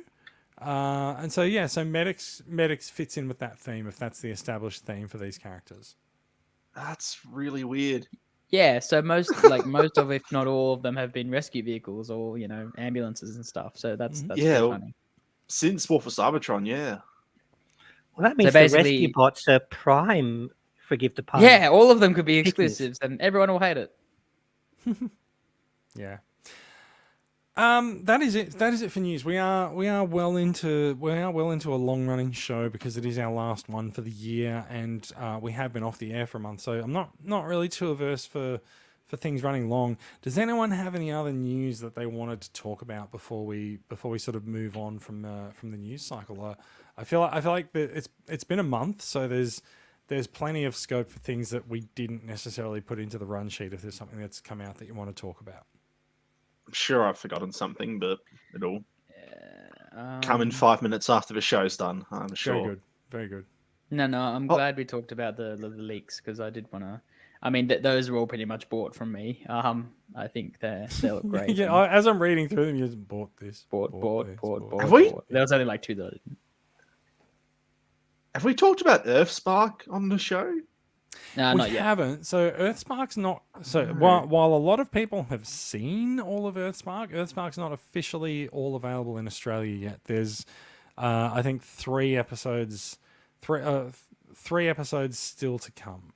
And Mikey and I checked this on Paramount Plus tonight at dinner. They're up to episode 7 in Australia. So we're gonna hold off on the Earthspark discussion until all the episodes are available officially in Australia, which will of course mean 2023 for us. So we'll have a bit of a deep dive into Earthspark next year. But I've really enjoyed it.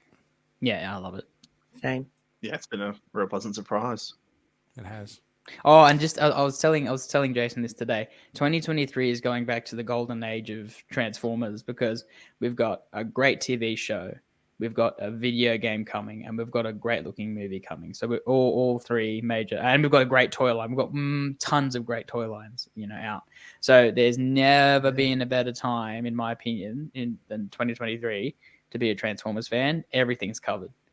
So we know from talking to Hasbro as well that the Transformers brand is in ascendance in perception and popularity, and so like 2023 could be just a gangbusters year for the franchise. Like, I mean, movie, cartoon, toys, everything's lined up to kick a lot of goals next year. And as you said, the Transformers Rise of the Beast trailer has had the most views of any Paramount project ever. Yeah, so it shows people are. Yeah, and I'm probably going to go off and watch something after this. But it just shows people are hungry for this. And I look at all the comments for the videos. Oh, I've been waiting so long. Bumblebee was so good. We want more. We've been waiting 4 years. Yeah, 4 years. 5. Even 5 since exactly 5. 5 years between drinks for Bumblebee. Transformers on the big screen. God. Like we were saying at the time that last night came out, maybe they need to rest the franchise for a while. Suddenly it's been 5 years between movies. Like two of those years kind of don't count because of COVID, but suddenly it's been 5 years between movies. Yeah, I'm ready for a big screen Transformers movie. Mm-hmm. Yeah, like even if it's bad, and I don't think it's going to be based on what we've seen, No. but even if it's bad, it's gonna be fun. Like by definition, And it's going to these are make fun billions of movies. dollars. It's going to make lots of money Yeah. for the franchise. So, you know, the bad movies made lots of money still. So, you know. Yeah, this was a thing that kept popping up during the heyday of the Michael Bay quintet. It was like people said, "Why do they keep making these movies like this?" And the answer was because people keep paying money and going to see them. Yeah. So someone look, out there likes by the them, or end, at the very by the least end is of watching them. Yeah, but by the end of sort of the Michael Bay quintet, I think you said, like the last night sort of was a bit of an exercise in, well, actually we probably shouldn't have spent so much money on this film because less people are coming to see it, and yeah, the appetite for a reboot is definitely there. The potential for a separate Transformers universe, I think, is also you can hang off the way that Marvel has introduced the concept of multiverses and the like to cinema going audiences, and I think people have room in their brains and in their hearts for multiple versions of their franchises now. If this is actually a separate universe to the rest of the Bayverse stuff, then so be it. And believe it or Transformers has been doing the multiple universe thing since the beginning. Like it was so Transformers having a whole multiverse thing predates, I think, even the DC multiverse, which is the first real one to get it off. Like Transformers predates that in terms of splitting timelines and all of that stuff. And believe it or not, there are people that love every single Transformers movie, even the so-called Last Night. Was it one that you said? I don't remember that. Yeah, it slips my mind. Yeah, but there are people that love every single one of them and they don't give a shit. They just want to go. Most of these people want to go turn their mind off and look at some awesome robots transforming. And the best thing is, I think I was listening to Triple Takeover, and I think it was let's say it was 6-0. He said no matter how bad the movie is, there's still enjoyable moments. You go watch any of these characters transform, and it is something that you will not see in any other movie, and it's just amazing every single time, no matter who it is. And from that first movie in 2007, that opening scene where Blackout transforms turned thousands upon thousands of people into Transformers fans just from that one scene. And Michael Bay, we have to thank Michael Bay for that, because he has brought so many people from any age. I have a friend in Sweden who knew nothing about Transformers, went and saw the first movie, saw Blackout transform, and he's just like, okay, I'm in. And now he's a dedicated collector, $1,000 collection, all that type of stuff. So these movies have been amazing for making Transformers such a cult classic and a phenomenon. And it's just we've got to thank Michael Bay at some point, because he's saved the franchise from when before 2007 it wasn't going anywhere, and after his movie everyone knows who Transformers is and everyone wants more Transformers. Absolutely. So, I think the impact of the movies is often underplayed by fans who would prefer to complain about them. I do want to draw attention to the comment from David. I might have room in my brain and my heart for the multiverse, but my collection shelves do not. Yeah. Likewise. Yeah. Yeah. Let's bring the news discussion to a bit of a close. It is time for us to talk about new things that have arrived in our collections this week or this month, in fact, because it has been a while between shows. Mikey, do you want to kick us off? I'll kick us off. Okay, so I'm gonna get you to kick us off, because we did talk about Max's acquisition a long time at the start of the show. Yeah. I have spoken at length. And he was mine as well, and I haven't opened him yet. So I'll probably give him. Oh, hello. I'll give more of a thought on him next year when we have our new show. Okay, so for the most disappointing one, first we have, I just got yesterday, Dead End. Now, Dead End is my favorite Thundercon, and pretty much probably everyone's favorite Thundercon, from that one episode where they're just like, Menasor was just like, oh shit, there's a fight happening down there. And Dead End's like, who cares? Like, it's just, we're up here. We don't have anything to do with it. And then I think Murder Master's just like, oh, if Starscream gets in command, that's probably a bad thing. He's just like, oh yeah, you're right, and then they combine and they have that massive battle, which is awesome. This guy is cool in concept, but he just doesn't work. The main problem is the legs. So if you look at this, that's the best I can do in vehicle mode. That's pretty disappointing. This should be firmly together like that, and it will not go. So anyway, see that massive gap in the back there? That's not good enough for a $40 figure. Let's be honest. And then when you have him in robot mode, the transformation for the upper body, amazing, perfect, good on you. The lower body, shit, and garbage. And it sucks because I love. So it's a vehicle of mode. two halves. Literally, because I can't really do it. No, can I?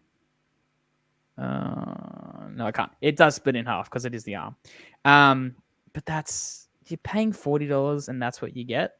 Yeah, that's a bit weak. It's crap. So it's a cool toy in concept, but the execution, crap. So that's very disappointing. I hope Breakdown is better. So something that I adore, and I got on the sale, Scourge. Oh, very nice. I highly recommend everyone pick this up because he's going to be popular because he's the main antagonist of the movie. Although this will be a much different character, it's still Scourge. The trailer, I thought the trailer was crap when I looked at it in reviews and stuff. The trailer's amazing and it's so much fun, and it's cool. It's worth the leader price.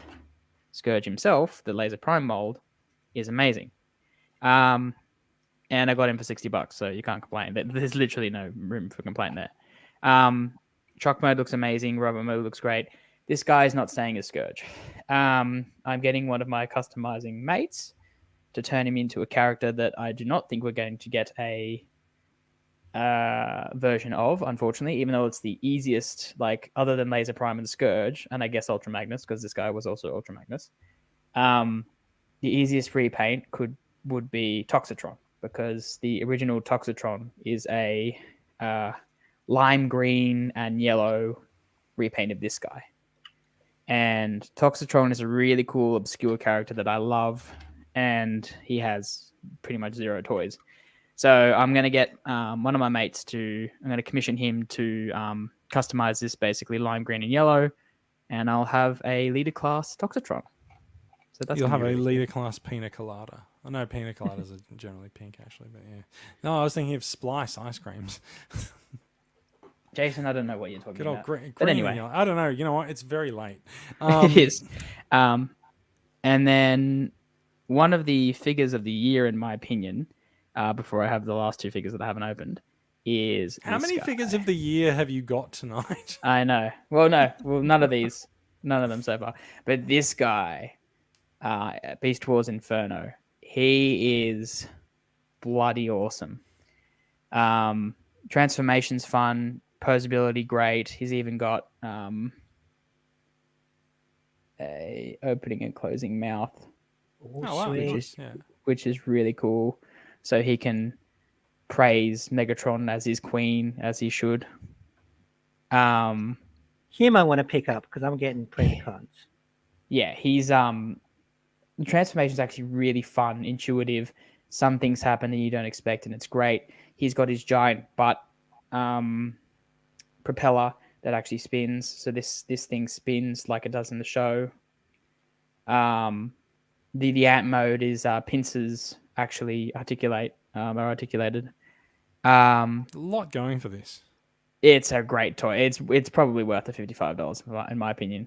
I love it. It's gonna look great with in my Predacon shelf, and it's very close to figure of the year for me.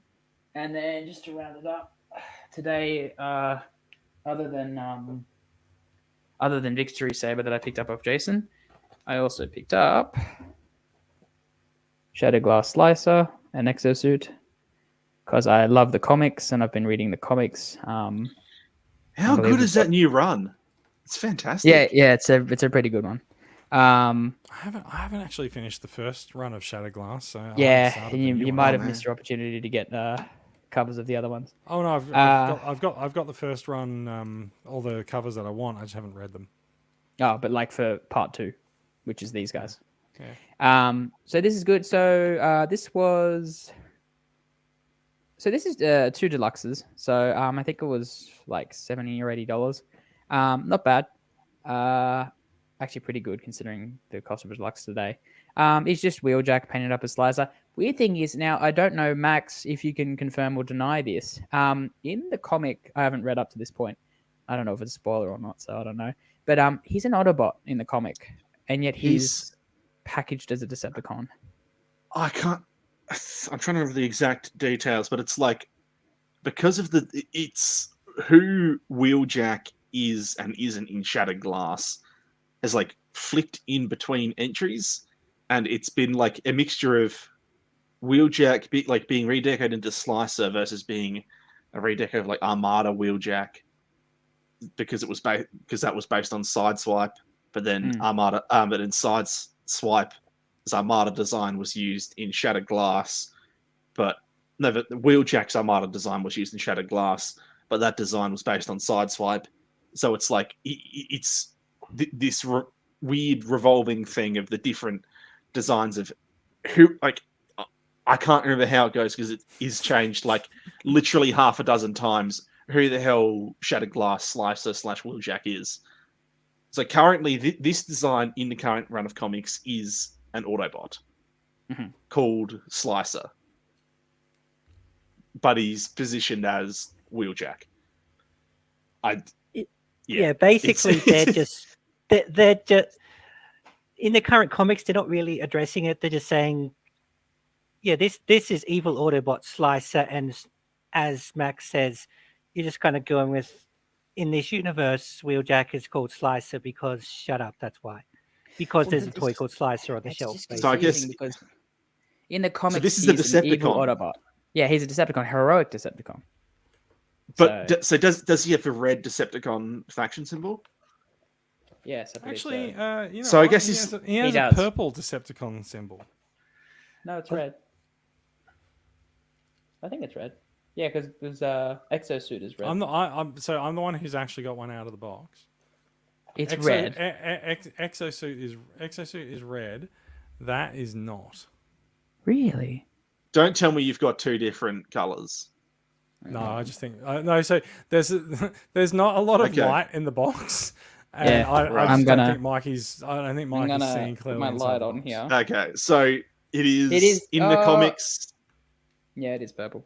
All right. So in the comics, this is Slicer, who is Shattered Glass Autobot Wheeljack, but the toy is branded under Shattered Glass, but is a toy of Action Master Decepticon Slicer. Is that where we're at? It's true. Yeah. Look, the Hasbro said Hasbro basically said you can use him as either. Yeah. The Shattered Glass line has been pulling double duty this year. We're getting figures from other continuities pulled into the Shattered Glass line. One of the reasons we're getting this is because we know that retailers are not very fond of Gen Select. So the Gen Select line has really taken a back seat, and the Shattered Glass line has been a good opportunity to sort of do some repaints and re-releases of figures. As I mentioned, I've got Slicer here. It's really nice. I actually don't have a Wheeljack, but I do have an exhaust, and so it's a very welcome revisit of that mold for me. And then finally, Flame War.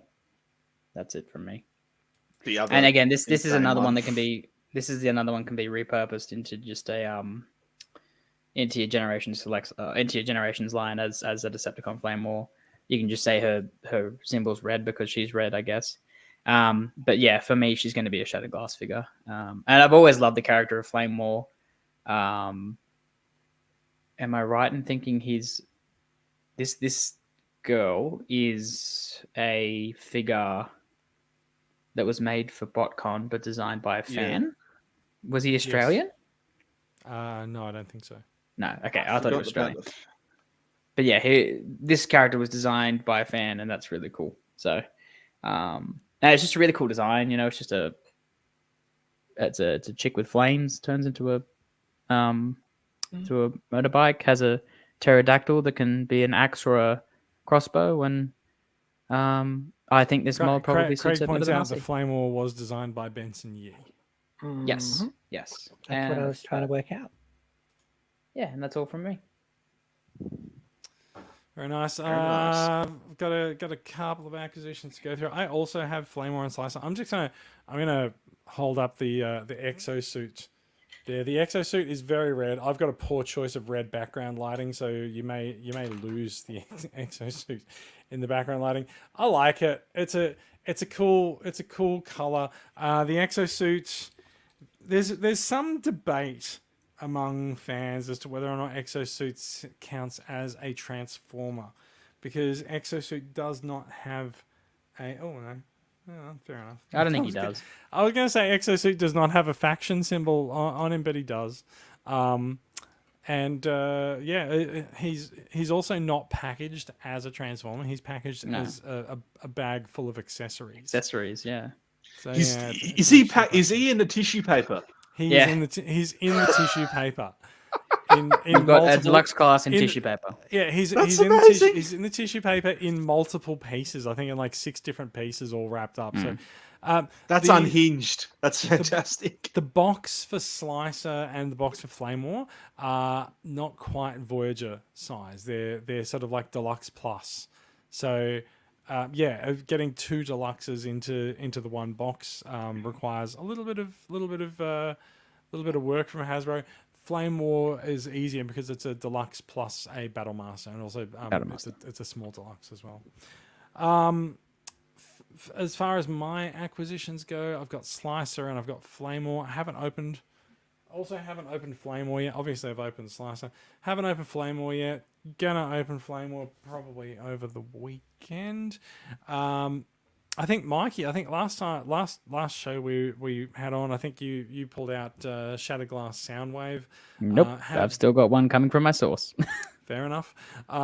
Someone pulled out a Shattered Glass Soundwave recently. Might have been on one of the video calls. It was on one of the weekly TCCA chats. Yeah. So yeah, I've gotten myself a Shattered Glass Soundwave that I got from one of the. I think it was the Gamesman. So Shattered Glass Soundwave, very expensive. It's a Voyager plus a couple of Battle Masters. For some reason, it's $120 plus. But you can get it at a little bit like 20-25% off, which does bring its price down to I think in this case it was a more palatable $85 or $87. Which is kind of fair for a Voyager plus a couple of Battle Masters. Like, let's ignore the fact that the exact same configuration was $50 at Kmart last year. Happy with a Shattered Glass Soundwave on my desk, and I have also picked up this dude, the Autobot Constructicon repaint of Tonkanator, which is the Transformers Tonka collaborative. I haven't opened it yet. I'm not sure I'm gonna open it. I know several people who've acquired this set and are displaying it in box because it just looks really cool. It is good. From what I saw today of yours, it's pretty gorgeous. It's really nice. It is not a cheap thing, being a reissue of a G1. The reissue G1 characters have all been quite expensive recently. There was a Devastator gift set reissued a few years ago that was quite expensive. This is also quite expensive. I think this is well over $200 for me. Really? Yes. Far out. Yeah. Well over 200. But it's also not coming to Australia, which is like Slicer and Flame War. So if you get a chance to pick up Slicer and Flame War, do pick them up. They're really nice figures. If you get a chance to pick up Tonkanator and you want him, like take the chance, because he ain't coming here either. I will say, could Hasbro please start including us in some of these things? You know, it's just like Hasbro's done a pretty good job with us, but they can't get everything. And it sounds like I'm being a bit of an apologist, and like in a way I am, but I think it's disappointing given the veracity with which we consume Transformers in Australian retail. I do think it's disappointing that some figures they can't seem to find their way here. Well, the Tonkinada, fair enough, because it's it's a weird exclusive collab thing, but the fact that we have 3 of the 5 Shattered Glass sets coming to JB Hi-Fi, EB Games, whatever, etc., and yet the last 2 you're lucky to find. Yeah. If not, that's pretty disappointing. I see your point, but I also think that their price point is unusual, and that might be why they're not coming here because they're combo packs instead of a straight up deluxe or a Voyager. So yeah, I don't know. I also think it's not like we've reacted nicely to the price of Shattered Glass Soundwave. So yeah. Yes, the unwarranted price. Yeah. Mm-hmm. So yep, there we go. That's my acquisitions for the the last episode of the year as well. So I think we're about done. Does anyone have stuff that they want to add? Is there anything that you're looking forward to over the holiday break? Christmas ham. A break. Yeah. Yeah. Actually, I don't get a holiday break. I'm working all through, so fun times. So you will still be looking forward to that break when we come back in the new year. Yeah, that will be my break when we come back. So fair enough too. All right, look, I think at that point we've run over a couple of hours. We've given people a nice lot of stuff to listen to over the Christmas break. So thank you everyone for sticking with us. A bunch of people have stuck with us over on the live stream. Thank you for sticking with us, listening out over the podcast as well. Just a reminder, you can watch us and see what we're talking about on our YouTube channel, and to find out more about these stories, you'll find links to them all and more in the show notes. You can contact each of us. We're all in Transformers Collectors Club Australia on Facebook. The official site for the podcast is transformersweekly.podbean.com, and we do have a Facebook page for the podcast. It's called Australian Transformers Weekly, funnily enough. If you're not already subscribed, you can find the podcast on your podcatcher of choice. The RSS feed link is on the website and in the show notes. We are a production of Transformers Collectors Club Australia. We're a registered club in Victoria run by volunteers donating their time, effort, energy and money to make collecting in Australia better for everyone. TCCA wants to build and support the Australian Transformers collecting community by engaging fans around the country. We make content like this podcast. We attend live in-person events like Oz Comic Con. We run Australia's largest Transformers discussion and sales communities. That's our Facebook groups. You can find out more information about the club, benefits of membership, and how to show your support for what we do at transformerscca.com. That is it from us. We will be back with more Transformers news soon. It will be into the new year. It's not going to be straight after the new year because I'm not coming back from the UK for a while. And let's be honest, January and February is going to be a bit turbulent, but we will do podcasts where we can, and then we will regroup once the turbulence of the new year is over. So thank you very much, everyone. Thanks for watching along with us. Thanks for being with us throughout the year. Merry Christmas, Happy Holidays, whatever you observe, and I hope you do have a lovely time and get to hang out with your family and enjoy their company and family and friends over the holiday period. Agreed. The same. And that is it. Farewell, and we'll see you next year. Thanks, guys. Easy. Happy New Year. Yeah.